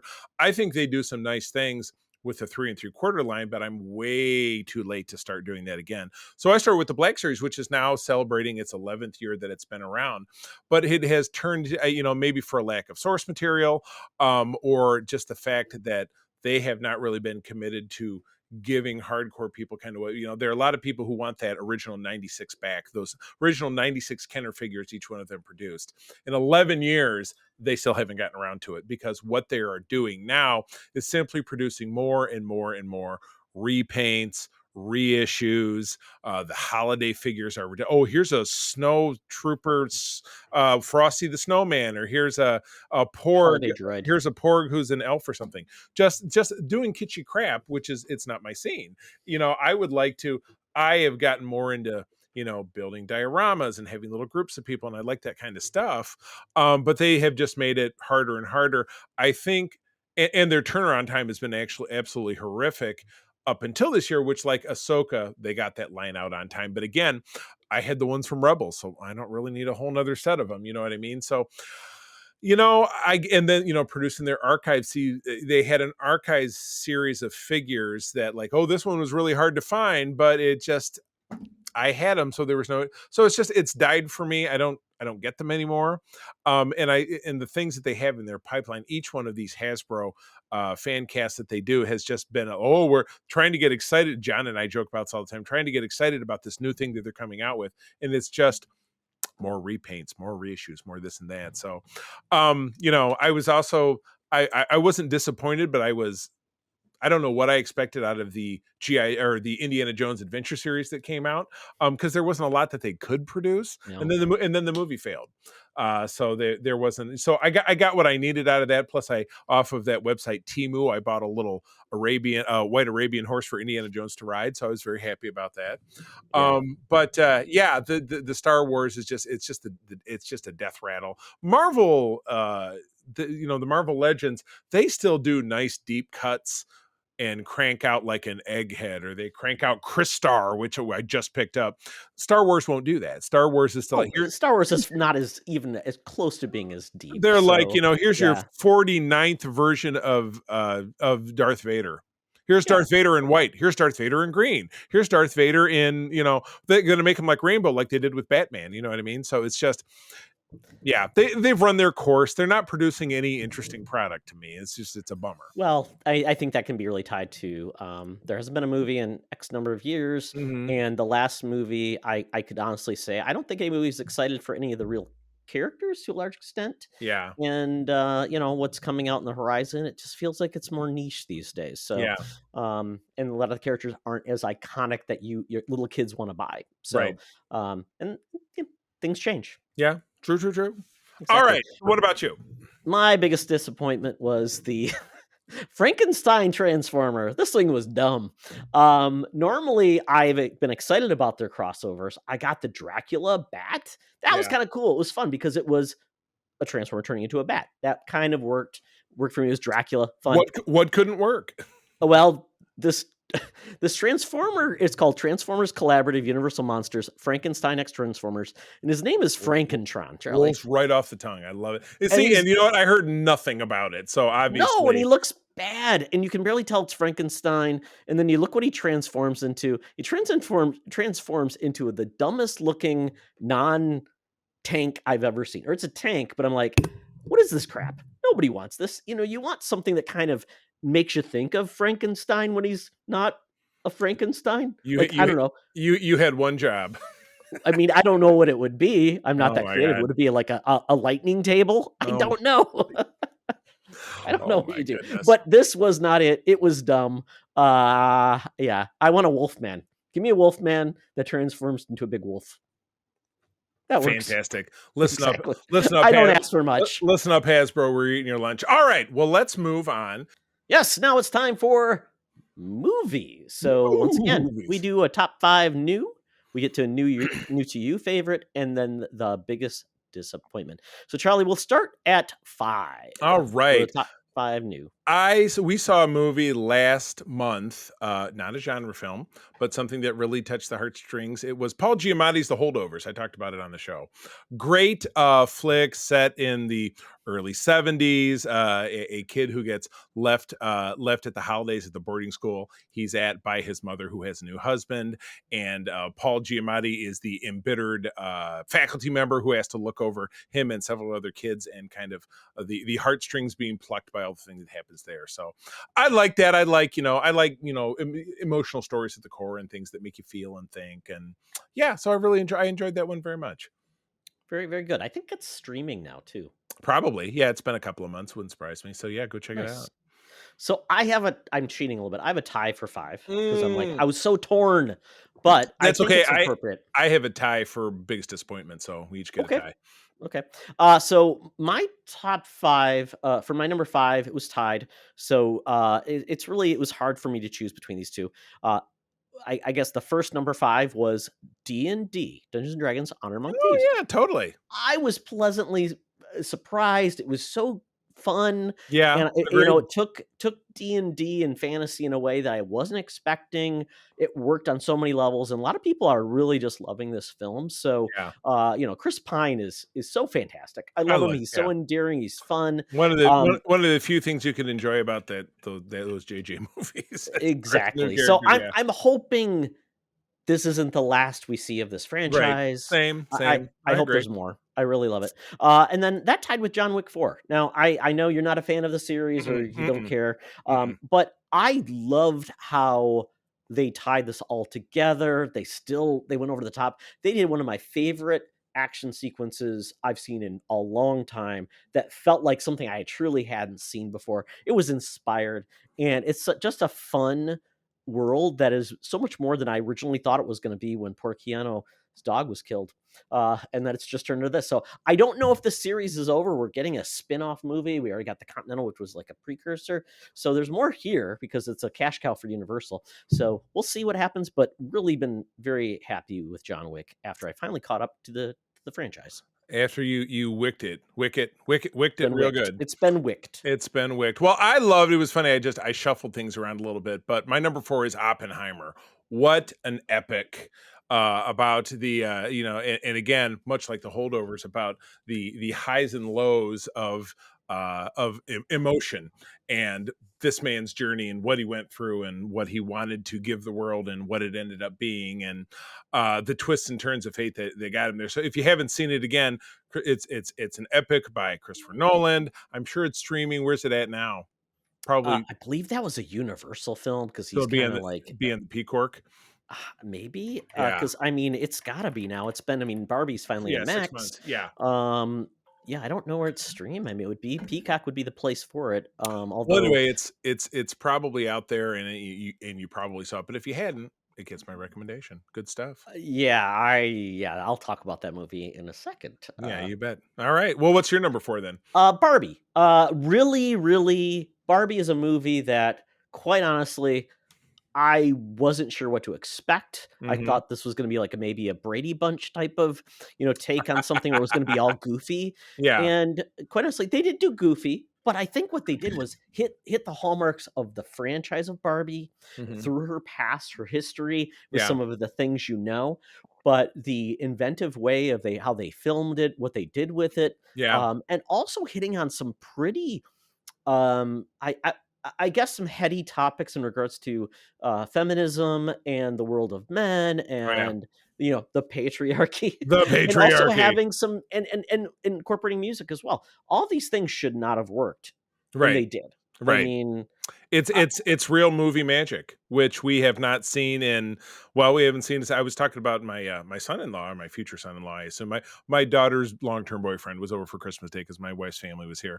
And I talked to him about what you and I've talked about, the 4 quadrants, men and women, both above a certain age and below a certain age makes up the 4 quadrants. And Barbie was something that touched it the same way that Top Gun 2 touched it. It was kind of something for everybody. It was, an emotional story that you can enjoy. It was fun. And it had a message. Absolutely. So, yeah. And I think they nailed the casting. I think and I'm glad it's getting recognition too. I mean, that's a big thing. It's going to be up for many, many Oscars this year, and I'm happy for it. And I'm glad it's on Max now, because I think people who maybe, pshawed it, will finally see it and just enjoy it for what it is. Right. So number 4. The patriarchy. Well, number 3 for me, and this deserves a rewatch because I'm drifty on the details, but I know how much I loved it, is Across the Spider-Verse. Being that you heard me talk about Spider-Man, earlier in this segment, I have been a Spider fan since I was 10 years old. I know a lot of stuff backwards and forwards, though it's impossible for anyone, in my opinion, to keep your arms around all 62 years of Spider-Man. I have been an enormous fan of the Spider-Verse concept since it really came into full realization with the miniseries in 2014. That was right around the time I was falling back into reading Spider-Man, and it was after that I completed my full read through of all the Amazing Spider-Man using the Marvel Unlimited app, which, hey, Disney, if you want to throw us some money for that, that'd be great. But I enjoyed it. But again, it's worth a rewatch. It's bittersweet because I don't know when we're ever going to see the sequel, and this was part 1 of 2. It's not happening in 2024, and I doesn't really feel like it's happening in 2025. We just heard nothing. Originally it was supposed to be 2024. It was the sequel, which is crazy. But obviously we heard like there's issues with, the work environment and things like that. So maybe 2025. Charlie, I feel embarrassed. I actually had a third tie for 5 because I forgot this movie. movie. So this would be there too. Damn it. I had to go through and look, but that's okay. All right. Well, what's your number 3 then? My number 3 is Oppenheimer. I mean, I don't want to say too much more, but I saw this in IMAX and it just blew me away. Yeah. The whole screen, the sound. I was in a packed movie theater, and people were just. I've not heard an audience that just was quiet the whole time. There was no reaction from any because they were just like, and it was just amazing. And there was so much excellent use of sound and the lack of sound, and you should not feel a certain way after you leave this film, and that's, I think, intended. Yeah. And I hopefully everybody has a little more appreciation for I mean, how big of a deal it was to do what these people did. Yeah. And then the turn of events and how they were looked upon is just crazy. So yeah, and then the performances. I mean, Robert Downey Jr. We had some other actors in this as well. Alden Ehrenreich. Yep. Yeah. He was fantastic in a role. I was like, oh, he's great. Florence Pugh and Cillian Murphy, of course, is Emily Blunt. No, everybody. It was a turn of an incredible performance. Absolutely was. So, yeah. Christopher Nolan, that dude, he can just tell a story about anything really, whether it makes sense or not. And I still need to see Tenet. I haven't seen Tenet yet. I need to see it. Me neither. The Peloton clip you sent me about the lady losing her mind about that. Yes. Oh my God. Yes. Yeah. His Peloton instructor doesn't like him or his movies. Oh my God. Anyway, all right. My number 2 is Guardians 3. This was yikes. Yes, we'll talk about this together. But this was for me the one real bright spot in live action superhero cinema this year. Unless I'm totally forgetting something. But this was one, and this was one I rewatched it recently because I had a little MCU burble where I was watching the movies again, and just really enjoyed this again at the core, and seeing how everyone's journey culminated, came together, and then you saw the characters kind of go apart their different ways, making it feel like this is truly a trilogy that had a satisfactory end when somebody didn't have to die, for that to make it satisfactory. So so I enjoyed that, and I enjoyed the levity of Peter finally going home and eating cereal at the breakfast table with his grandpa and bitching about why won't they cut their lawn. The neighbor guy won't cut his lawn and stuff, and it's just I lived in space. And it's gonna be like he's gonna be depressed in 5 years. He's like, oh, I don't have any marketable skills. He's gonna be working at the Dairy Queen like he was in the What If. Oh my God, that's funny. No. I loved this movie. I thought it was great. It gets weird in certain ways. I thought the opening was awesome, and I love the fact that it was really Rocket's focus and the family he made, and the the villain was just really a horrible person. Oh yeah. And they got to beat the shit out of the villain. I mean, that was great. I really enjoyed it, and I love it how it really is the end of the that Infinity Saga, and I think that's a great way to end it. They aren't doing anything else since it, right, Charlie? It's done, right? They haven't made another movie since. That was and then Deadpool will be the next one. There you go. It's just, exactly. It's just totally nutty. All right, number 1, Charlie. Oh my goodness! Well, for me, that's gonna be Barbie, obviously, because where else was I going to put it? But for me, there's not much else to be said. But it did break through the barriers of the humdrum of what cinema has become in the superhero era of a big superhero movie and 3-act this and that, and the big blue sky hole at the end with the big CGI monster fight. Barbie had nothing to do with any of that, but it did tell a fun story. And I've always enjoyed social commentary. I'm a Star Trek guy. That's what Star Trek is based upon. And Barbie really put it out there, but they did it in a way that it was heavy, but it wasn't so heavy that you were like, all right, well, you just, you don't need to, spoon feed it to me and then stick the spoon in my ear. You know what I mean? So they did it in a way that respected the audience, but educated the audience at the same time. And people responded. I absolutely dug it.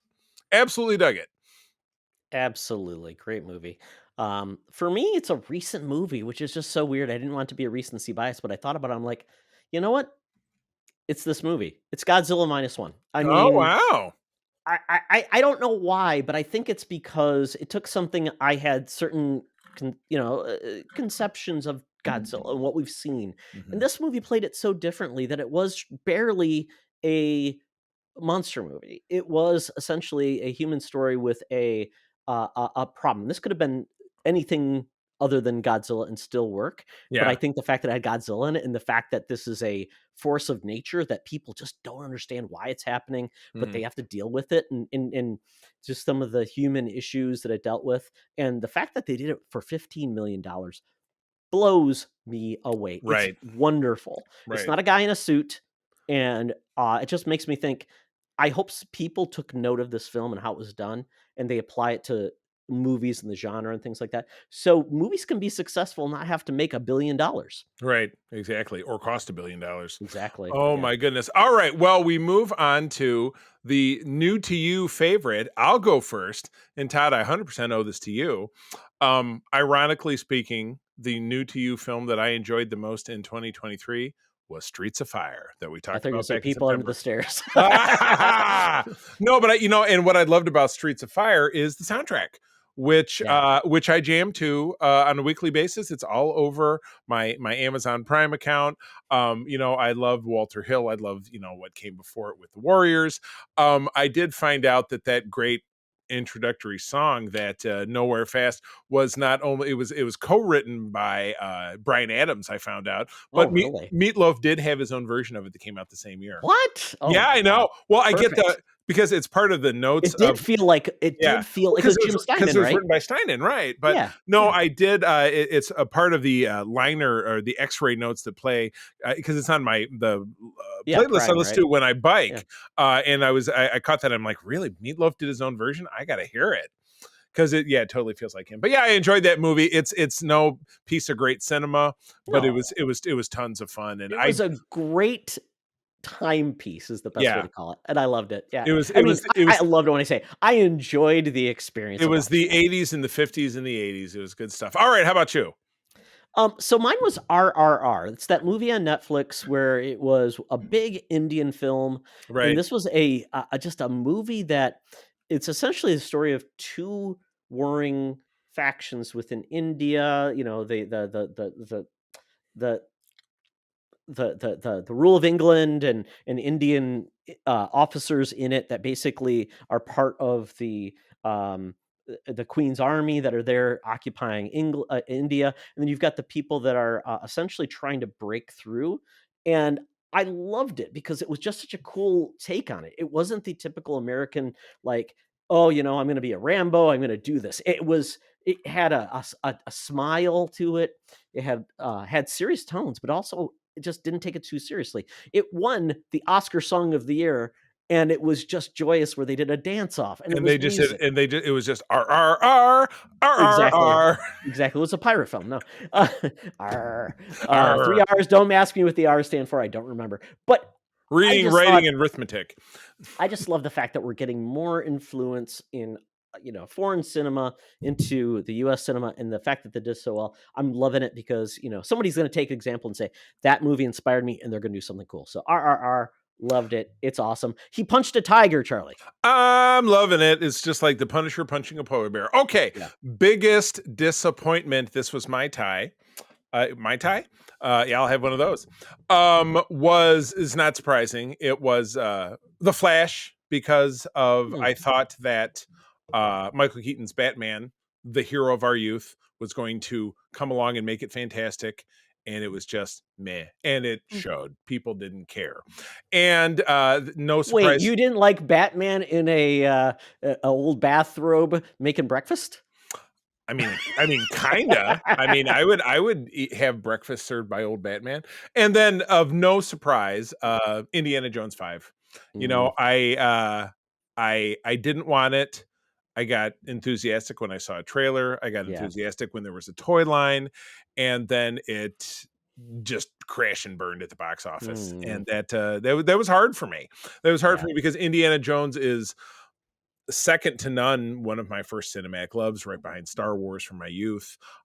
Very special to me, and it just should have. it should have rode off into the sunset at the end of The Last Crusade, which is literally what the characters did. It just should have been a trilogy and just stayed there. But the ever present call of the cash cow brought it back, and this put a bullet in it for all time. Just don't think it was necessary. I just wish it hadn't happened. It's a shame. It's always what I thought of. It's like the what if. What if Lucas continued to make Star Wars versus leaving the franchise forever? And what if Spielberg and Lucas continued to make Indiana Jones films throughout the 90s? Yeah, exactly. Yeah, I feel like we would get more of those type of films like The Last Crusade versus where I feel like they just were kind of almost beyond the material. Yeah. And they didn't know how to approach it anymore. Right, exactly. So that is what we ended up with. It's a shame. All right, how about you? Take us home before we move on to TV. So this isn't a huge disappointment, but it is more of like what could have been. And the movie is The Last Voyage of the Demeter. Oh yeah, Dracula on a boat, as they like to call it. Yeah, Dracula on a boat. I'm like, this could have a lot of promise. They could do a lot of cool things with it. And I think where they were going is setting it up for something that maybe is cool. But this one was by the numbers to a large extent, and that was it a big start your engines, like they're trying to be like, we're going to start a franchise? Yeah. I kind of feel like is where they end it. It is set up for something more. And I just felt like based on the cast and all the setting, I thought, oh, they could do a lot with this. And it just kind of was Much Ado About Nothing. It kind of reminds me of that. Remember that Van Helsing film with good Lord, Van Helsing, something big. Yeah, right. Yeah, like how they tried to start something at the end of Ghostbusters 2016, right? Yeah. But I will say this if you're, it's a curiosity. I would watch for $5, rent it. I think you may enjoy it. Yeah. But for me, it was like, oh, all the setup led to essentially nothing. Not happening. All right, let's get into the world of television. We each have 5. I moved mine around because I thought, I should actually have them in some kind of order. But I'll kick it off. My number 5, and I guess it wasn't strictly new, but it had a new season. Is close enough. It'll be an ongoing, Charlie. Well, I suppose, but I almost think that it all came out in 2023. I could be wrong. Okay. But it was an Australian show with Josh Gad and the young lady called Wolf Like Me. Isla Fisher. Yeah, Isla Fisher. There you go. Where she, the two of them have a meet cute because they have a car accident, and they start to get to really like each other. But she is a werewolf. She has a panic room. She's got to lock herself in. When that happens. Yep, got to lock herself in this panic room, and it takes a while for her secret to finally come out. And transitioning from the first season to the next season, he gets her pregnant. She's having a baby. You don't know how that's going to work out. And then the second season ends on a cliffhanger when she delivers the baby. And what is the baby? And what is she? What's it going to be? Is it like the V baby where it's a little puppet? It is not it's not a little pup. It's not, doesn't come out a lizard. But anyway, it was fun. It was heartfelt. And I really enjoyed it. But yeah, it was one of those that, thank you. It's one of those, I guess something I do enjoy in the streaming world is that you'll just get a show kind of thrown at you. I hate preview clips where they're like, look at this new thing. But if you're scrolling through, you see what I mean? But if you're scrolling through and you're like, oh, there's a show with an actor I know, why don't I click on it? And that's how you can discover things. I like that. If you enjoyed this, you might enjoy this. I appreciate that. I don't appreciate having a preview clip shoved up my ass, pardon my French, because that's why I always turn off auto previews on every streamer I use, because I don't need my thing to start yelling at me, blah, blah, blah, watch this show. That's just not my thing.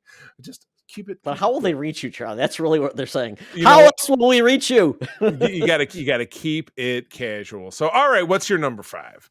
My number 5 is Gen V. I mean, this was a huge surprise that it actually worked. This could have been horrible and just been like, oh, it's a one-off. And I love the melding of the boys universe. Now we've had the Diabolical, which was a animated like spin-off stories of different characters, which I really enjoyed. And Charlie, if you've not watched it, I recommend it. In the gaps where we don't have more heroes or we don't have more of the boys. And Gen V just really nailed some aspects of characters I think that were in the boys' graphic novels in the later years. But this was just basically saying this is how the heroes are kind of trained and brought up, and just really surprising. I love the cast. I like what they're doing and where it's ending. All right. When we get another season, I don't know, but I'm in. Yeah. Sign it up. My number 4 is not super exciting, but it's a new version of Frasier on Paramount Plus. It's kind of a run-of-the-mill sitcom-y kind of situation, but from the first episode in particular, it was very heartfelt. I wasn't someone who followed, Frasier all the way through, but I've seen plenty of episodes. It was on for 11 years, so I've seen bits and pieces. We had to turn around and watch the last couple just so we know where things ended up, and it takes place in real time, so it's a real gap of 20 something years. But the series kicks off with John Mahoney's character in the show having passed away, while the actor did pass away back in 2018. And, Frasier's son, Freddie, is an adult now and dealing with kind of those emotions. So very, very kind of, touching the core. Father-son stuff really touches the core for me because of my relationship with my kids, my relationship with my dad, much like any other guy out there. There's a lot of ups and downs. So that really kind of spoke to me. The rest of it, again, it ran for 10 episodes, is very sitcom-y, situation of the week. Like, I'm at this party and I got to get out of here, or blah, blah, blah, this thing or that thing, or Lilith shows up or Raj shows up, which was the episode where Lilith showed up was actually pretty fun. I'm slowly catching up. So I am curious to see. I'm so frustrated that Niles isn't involved, but we obviously understand with his son, who I think is fun and engaging. So I like his son. Yeah, I would love it if David Hyde Pierce maybe changed his tune if the show is ongoing, but you never know. He made money. Yeah. He made money. All right. What's your number 4? This one I wasn't sure what to expect, and that is Scott Pilgrim Takes Off. This is on Netflix. Scott Pilgrim. What does he take off? Put your clothes back on, Scott. Yes, that kind of show. It's all graphic hentai. Yeah, everybody loves it. But yeah, Scott Pilgrim Takes Off. It's like they decided that they are going to say, "Hey, you've seen these versions of Scott Pilgrim with the book and the movie. We're going to take a different approach to this. Still kind of cover the bases, but do something, take a side detour," which I absolutely loved. It was almost like an alternate what if version of Scott Pilgrim, which I thought was totally ingenious. I know some people would be kind of pissed off if they find out like Scott Pilgrim is only in half of this. And that's a surprise. And I was not excited about that first, but I'm like, then I got to what they were going for.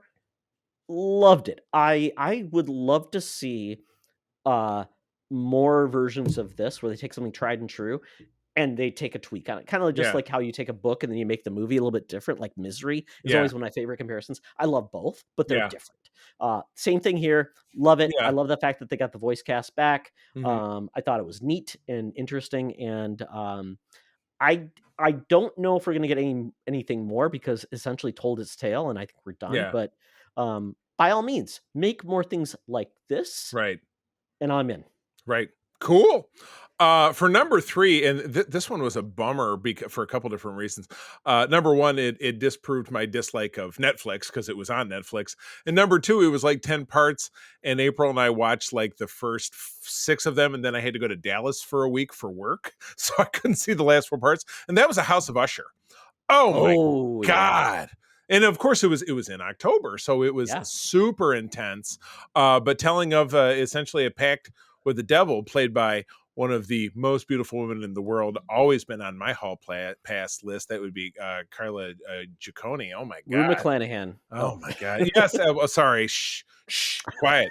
But anyway, she is, sorry about the spoilers, she's the devil, and it tells the story of from 2 different perspectives of a brother and a sister duo in the 70s, and then flashing forward to present day, where they're played by actor Bruce Greenwood as the brother, and then Mary McDonnell as the sister, and they're evil as shit. And they're they're 5 kids, or his 5 kids, because he is a man whore, and he has 5 kids from 5 different ethnicities, 5 different mothers. 4 different mothers, and the kids are all a total mess. And did you watch the whole show, right? Oh, absolutely. Oh my God. Could not stop. I know. Well, that was just the thing. I had to. I didn't have any choice. I couldn't watch it on my own because I was out of town. But yeah, very satisfying conclusion that the bill always comes due. So that one, that is on Netflix, isn't it? Am I remembering correctly? It is on Netflix, and it's by blanking on his name, but he is really generating some amazing horror pieces. It was the House of, was it Bly Manor, and also the House on Haunted Hill? Yeah. Hill House.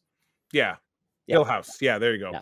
But And anyway, he also did another one that was like inspired with kids. It was like Talking with Dad with a Kid. I watched some of the ones. It was like more. It was a little bit more PG-13, but it was with kids that were terminal and they didn't realize they were all dead. Oh so God, I enjoyed that one too. It was really good. Yeah, it's dark. All right. Yeah. All right. What do you got? So what do you got? It's really hard because I feel like my top 3 could all be like the order doesn't really matter, but I will go into it. I did some, I did some shuffling too. Yeah, I got you. So my number 3 was once again something new, Blue Eye Samurai. I was blown away by this show on Netflix. It's an American anime. Blue Eyes Crying it's in the written Rain. It's written by a Asian female woman, or makes sense. An Asian female woman. Dr. Quinn, and then medicine woman. And the animation studio they've been using, I think it's the same one that does Arcane. It's really wonderful. It's not your traditional anime because it's an American animated series, and they say anime, but I don't really feel it was anime. It's amazing. It's really just the story about a girl in Japan who is essentially 4 Americans who are up to no good, came to Japan, essentially flesh traders, drug dealers, things like that, came into Japan in like the 1800s when Japan had closed its borders, and they essentially made some offspring, and that's why she's the Blue Eye Samurai. She's half Japanese, and half English. She is Buckaroo Banzai. Because that's what he was, yeah. And it's really just it starts off as a revenge tale, and I really like that, but it grows, and it's got great voice talent. Ming-Na Wen is in this. It's got the guy who played Hero in Heroes, and it's amazing. I really enjoy this story. Even Russell Brand, who played the agent in Ant-Man. The Close Magic. Randall Park. Randall Park. So he is also a voice actor, and he's phenomenal too. Yeah. So I just loved it, and it's already been and then the season 1 is phenomenal, but it's building, and you see where it's going. So they are approved for it's been greenlit for a season 2, and I cannot wait. I was just all in on this show. The fighting sequences, Charlie, are amazing, and they showed like real people like doing the fight scene in advance, and they compared it to it's just everybody was kung fu fighting. I love it. Cool. Love it. Number 2, and Todd, I still have to get you to watch this over on Amazon Prime. But we caught this just as we were getting off of the cruise, and we were in LA. But it's Daisy Jones and the Six, which is a take on a band that blossoms in the mid to late 70s in LA. So it was kind of cool to be watching it, being in that part of the environment, and also taking the bus tour and seeing. It's something really cool about Southern California is all the billboards of shows that are on. And I remember seeing that one. But it's basically it's almost famous, bled into the story of Fleetwood Mac, kind of about this ingenue and this band of brothers from the East that they all come together, and the loathing that the lead singer and the lead guitarist and the writer have for each other that transmogrifies into a will they won't they. And they achieve status of the biggest band in the world, and then it all falls apart. And it's just, And this introduced me to the Amazon schedule of release 3, then release 1, then release 2, then release 3, which is, they haven't done that with Reacher, which is the other show that's going on, because they had 3 and now it's been 1 a week, which is not a bad pace. But I almost wish it would have come out a little slower because I loved it so much. And again, a soundtrack that I have burned, and of course because it's from Amazon Prime, they not only had albums, but they had a soundtrack to each episode with bonus tracks and all this different stuff. So Todd, check it out. I know you're not the biggest music guy in the world, but I think that you would enjoy it. Well, I like music. I just don't know if I'm excited about a pseudo faux documentary about a band that didn't exist. Pseudo faux documentary? You mean like well, you love That Thing You Do, didn't you? That's one of my favorite movies. But that was a movie and it was 2 hours long. Well, okay. No, all right. Yeah. So I don't know. I don't know. Behind the music for 8 hours. I don't know about that. I don't know. It's, well, you know what? It is a little bit too similar, but all right. Fine. All right. What's your number 2? It's okay. No, that's great. I know you've talked about it. It's awesome that it's out there for people. I have a shirt. You have a shirt. It exists. April, we both bought shirts and wore them when we were in LA. Because once again, like I said, my top 3 could have been in any order because they're all awesome. And that is The Last of Us. Ooh. Oh my goodness. So good. It takes what we know about the game and builds on things subtracts some things, and delivers a full season based on the video game. And I liked how it incorporated everything. The characters were great picks and had some touching moments. I don't know if you just saw it, Charlie. Nick Offerman won an Emmy for his role in that one episode. Yes. Wow. It hit on so many notes, and I love it. And I don't know when we're going to get more. I think it's coming in 2025 is where we're going to get another season. But it may go up to 3 seasons. I don't know if it can do more than that. But if it does, I'd be okay because I think I trust the showrunners. The thing is, we're going to keep this party rolling because that is my number one, and I just watched it this weekend. Ooh, because nice. right after seeing the movie I talked about earlier in our show, the which I already forget the name of it. Oh, Leave the World Behind. It's a disaster movie. Did you need a pick me up? Yeah, exactly. No, yeah. So no, but I thought, and I want to see more shit about human misery and the world coming to an end. Not that I'm spoiling that movie for you, dear listener. But I said to April, and maybe it was either last night or Friday night, I said, I think I'd love to watch the Last of Us again. She said, absolutely, let's do it right now. It's 9 episodes, so you can knock it out in a weekend. It's not a big deal. And oh my God, just every aspect of misery and the depth of human cruelty of how not only how we treat each other in the worst of times, but seeing Joel's character as someone who lost everything that meant to him. Then we jump forward and he's had 20 years of nothing but that, and he's shoveling shit in Boston and barely eking out any kind of love relationship with the woman who's been by his side, as we found out they've been together for a long time. But even she says, I don't. I know you can't love me back because he's so broken. And then this girl comes into his life, and it's just, you're a cargo, you're nothing to me. And by the end of it, he murders a hospital full of people to save her life, just like Jack Bauer. And he makes Jack Bauer and Jack Reacher look like a couple of effing pussies. He's the scariest guy on TV. Oh yeah. My God. That's the conversation that we have because Charlie, imagine playing in the game and you have to actually do those things. Yeah. That's the thing where it's like it's putting the episode like, I don't want to do this. I don't want to do it, but I have to because I got to see where this is going. Yeah, right. And the fact that they nailed this, and I didn't think they could, and also they layered in pieces that were not really covered in the game. Yeah, they were like hinted at. The whole Bill and Frank story was an original piece, wasn't it? Because the game you walked into we got to their house, but they're both dead. You run into Frank, you don't know what's happened. He mentions someone, and that's about it. And then you find little documents and things like that. Yeah.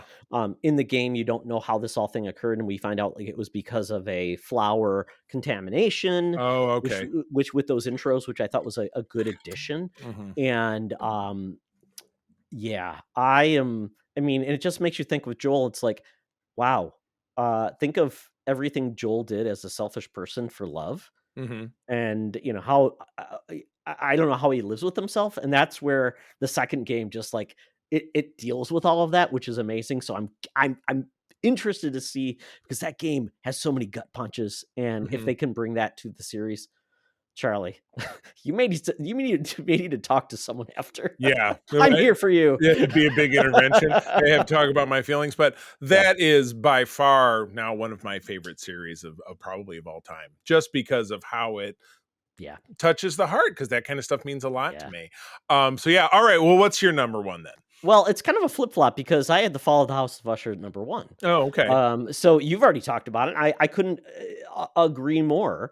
The fact that they took a full series, a story about the Usher family, where they started, the loops back to how this family started, and their beginning, and kind of feeling so compassionate for them and how they changed over the years, and then also having every episode being a separate Edgar Allan Poe story, right? Which I thought was genius, and it was amazing. It was horrific and riveting, and there's so many moments in that thing that I just think of like, oh my God. I think of don't have a mirror in your bed. I think of don't have an ape. Don't assume there's water in a tank. Yeah, it's not acid. Yeah, exactly. Oh my God. Yeah, exactly. Oh Don't be a Cylon who gets bricked in behind a wall. Yeah, I mean, it just makes me think of like we get the American Horror Story thing like that. Yeah. I thought this was so intelligent, so well done. I couldn't stop watching it. The acting was amazing. Yeah, and it's so funny because you're a fan of Reacher, and it was funny that the flashbacks of Reacher. Oh yeah, it was the young investigator. Yeah, is the cop, the chief in Reacher season 1. Oh right. Well, and the young lady was the sheriff, the one who played. That's right. I couldn't figure. I'm like, oh god. I had because we watched Reacher season 1 again after starting Reacher Now, and I'm like, why is she so familiar? Oh, she was in The House of Usher because she was the young Mary McDonald's character. Yeah, exactly. And I do worry that like horror often will not get lauded because of people like awarding awards and things like that. Yeah, because it's horror. Oh my god, it's horror. Oh, but doesn't mean that people are acting less or they're not trying hard. And in a lot of ways, they're acting a lot because those are some severe situations. Right. So, well, it's all about the performance. So, okay. So, favorite ongoing series, and this was a series that came to an end.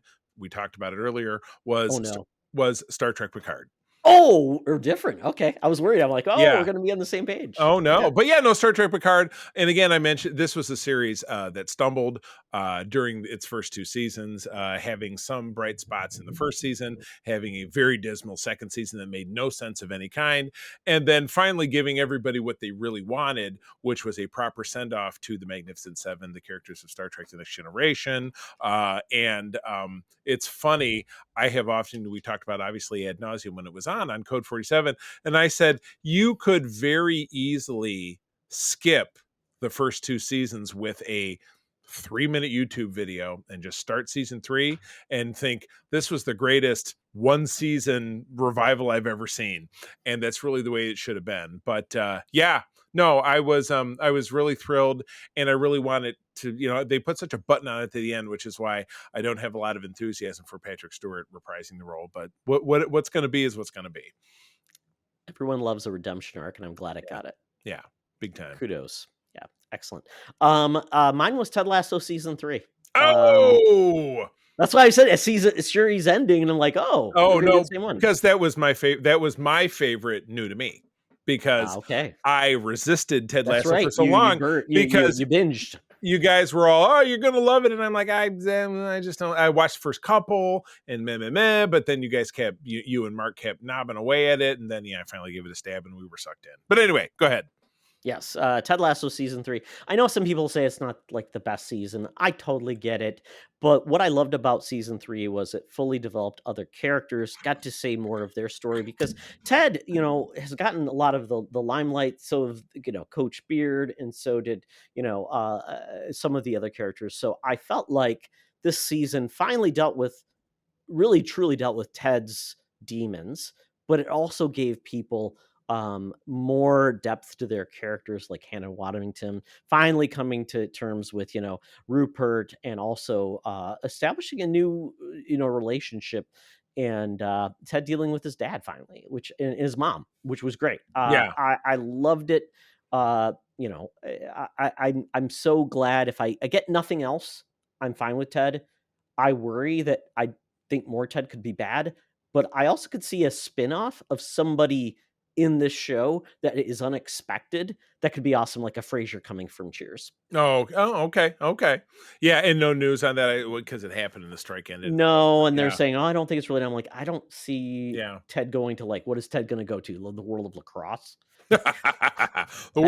He's at tennis. There you go. Yeah, exactly. And so my favorite new to me was Ted Lasso again. As I said, I buckled like a belt. I finally watched it, and the heart and the show of it, or the heart and the soul of the show, is Ted and his love for his son and being apart from his son, and then finally seeing how wonderful it was that he got to go back and he got to resume his life again and be with his son and just everything that he did, just the very unflappable Ted, for everything that he went through. And I've been through a lot of that stuff myself. I've been through way worse than that kind of stuff. And I'd like to think I'm somebody who always keeps my head up. So I guess I really identify with Ted, though I'm not quite, I'm very chipper, but not quite as chipper as Ted, because who really could be? But I really relate to Ted. He really kind of spoke to me as a character. So I love the show. Yeah. Once I finally opened my heart to it, I really loved it.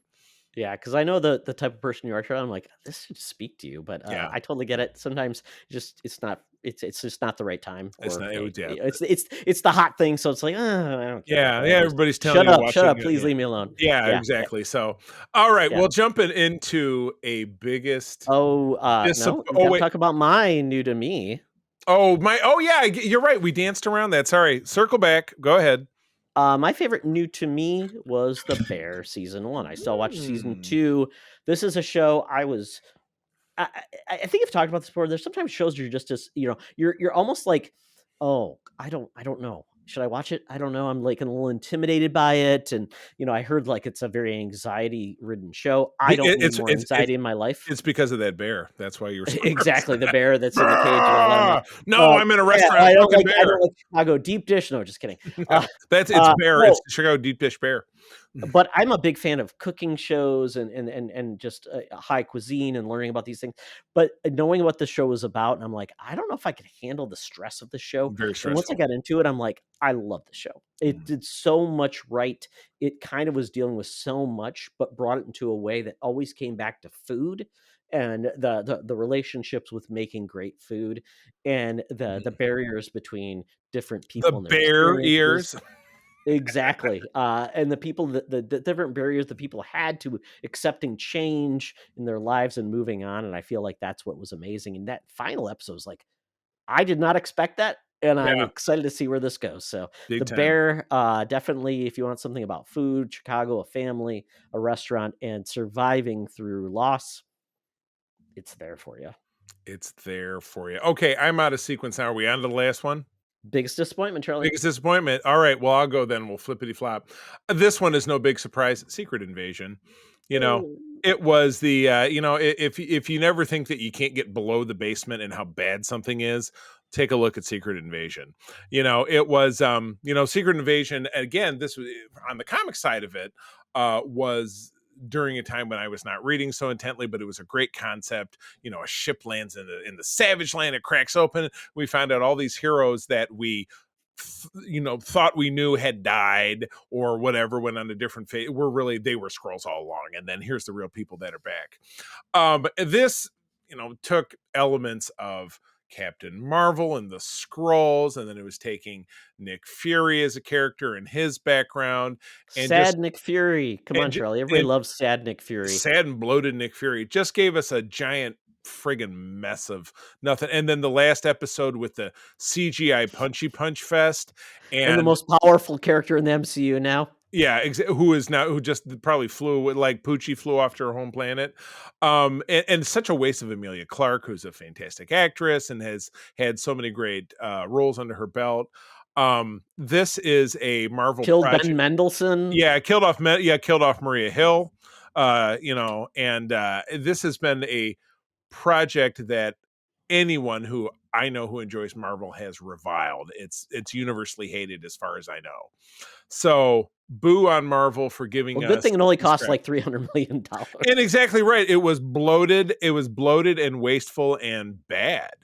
So it was something that I hope has changed attitudes for the better. That like, hey, we can't do things like this because everybody hates it and we wasted a ton of money and we lost our ass. So let it be, let it be one of these. And what did we learn? Kind of moments for the Marvel people. We shall see. We shall see. Yeah, that one was definitely a disappointment to me, but not my biggest disappointment.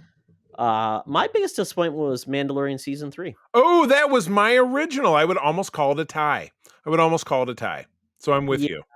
Yeah, it's a challenge because The Mandalorian is my favorite thing to come from, this new era of Star Wars that we've got. It started so strong. Season 2, obviously, creating a new character and then bringing in pieces where I felt like, oh, anyone can jump in, enjoy it, and they don't have to feel like, right. Oh, I have to be a big fan of Star Wars proper to understand all the references. Like the accessibility of the MCU in the first, in the Infinity Saga, everybody could get on board. It was successful. It was fun. Yeah. I just felt like the season 3 just said, Filoni said, like, you know what? I need to make this all mine. all those characters that I created in Clone Wars and Rebels, they're all in now. Come on We're all in. going in. The doors open. Exactly. Does it kind of remind you of that spoof from The Simpsons where they're spoofing the Capitol steps and they're like, all right, the door's open, boys, come on in. Whoop, whoop, whoop, whoop, whoop, whoop. Yeah, exactly. So I feel like there was a certain amount of opportunity that they could have just held back and just really focused on the simpler, smaller story, not the end of the universe, and really clung on to it with Grogu and things like that. And I just felt like they couldn't help themselves. They felt like, well, God, it's got to connect to everything else. It's got to be the bigger thing. So we're going to have like 85 series in a movie that's coming out in the movie, and this is just going to be part of it. And I felt like, wow, that's just too much to put on a series that was doing quite well on its own. And then it just had to be dragged into everything else because I think Star Wars fans feel like if it doesn't connect to everything, what's the point? I'm like, I think you missed the point. The point is to tell good stories first and not to have more franchises and series and platforms. That's again, just like the MCU. And it was endemic in between, Manda, and I've said it to many people. I said, when you end with Luke Skywalker tearing through a bunch of droids and then carrying Grogu off, and we're all crying because they split up, where the hell do you go from there? Well, apparently you take a side trip into breaking up Boba Fett's show, which was already awful, and undoing all of the beauty of Grogu embracing his destiny and going off to be a Jedi. And go back to essentially where you left off. And go back to where you left off. So you make everything that happened in the first two seasons kind of null and void. The sacrifice, right? Yeah. And then you tell a series of lackluster, boring stories about Mandalorian this, and then we went over here touching and the waters of Lake Minnetonka. Yeah, exactly. Fortunately, nobody took their top off, and it was just there was just nothing about it that worked. It just dragged ass. And again, I know it's sacrilege because I do a Star Wars show with our partner Mark, but Star Wars is at a crossroads where they just got to turn around and do something great again. Ahsoka tilted back in a better direction. Yeah, but it wasn't enough for me to put on one of these lists. But still, I agree with you. And then at the end of the show was like, and now I'm putting my feet up, and Grogu's using the Force to play with frogs, and I'm gonna retire or whatever until he gets called on to be. Well, it's like Unforgiven, and he has to, I'm out of practice. I can't shoot anything. I'll come back and help you take down Thrawn and. Yay. Because, Thrawn's a big threat because obviously he still exists in the sequel saga. Oh, wait, he doesn't. Oh, yeah. So I guess, does he get lost in the unknown regions again? Yeah. Well, we'll find out why he doesn't exist because they took him down. Exactly. The same way we'll find out why Lobot's not around anymore. Sorry to Star Wars fans. I know you love it. It's just for me, it's kind of like where we're at with Star Wars now. I feel like we've kind of come full circle back to what we're going to get more of now that Filoni's in charge. We've gone 360 degrees and we're standing in the same place again. Exactly. I'm dizzy. My goodness. So let's call this an end to the 10th anniversary of the Friendies. Yes. Hopefully you guys enjoyed it.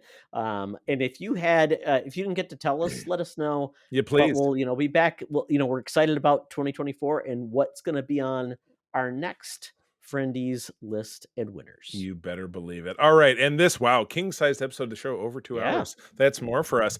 But friends, as always, thank you for joining us. Todd, where do people find you out there? They find me on Threads at Toxtra and at Secret Friends Unite, Twitter at Secret Friends U, and T-Extra on Twitter. Very nice. I can primarily be found on Instagram and Threads, C3 Carpenter, spell it out.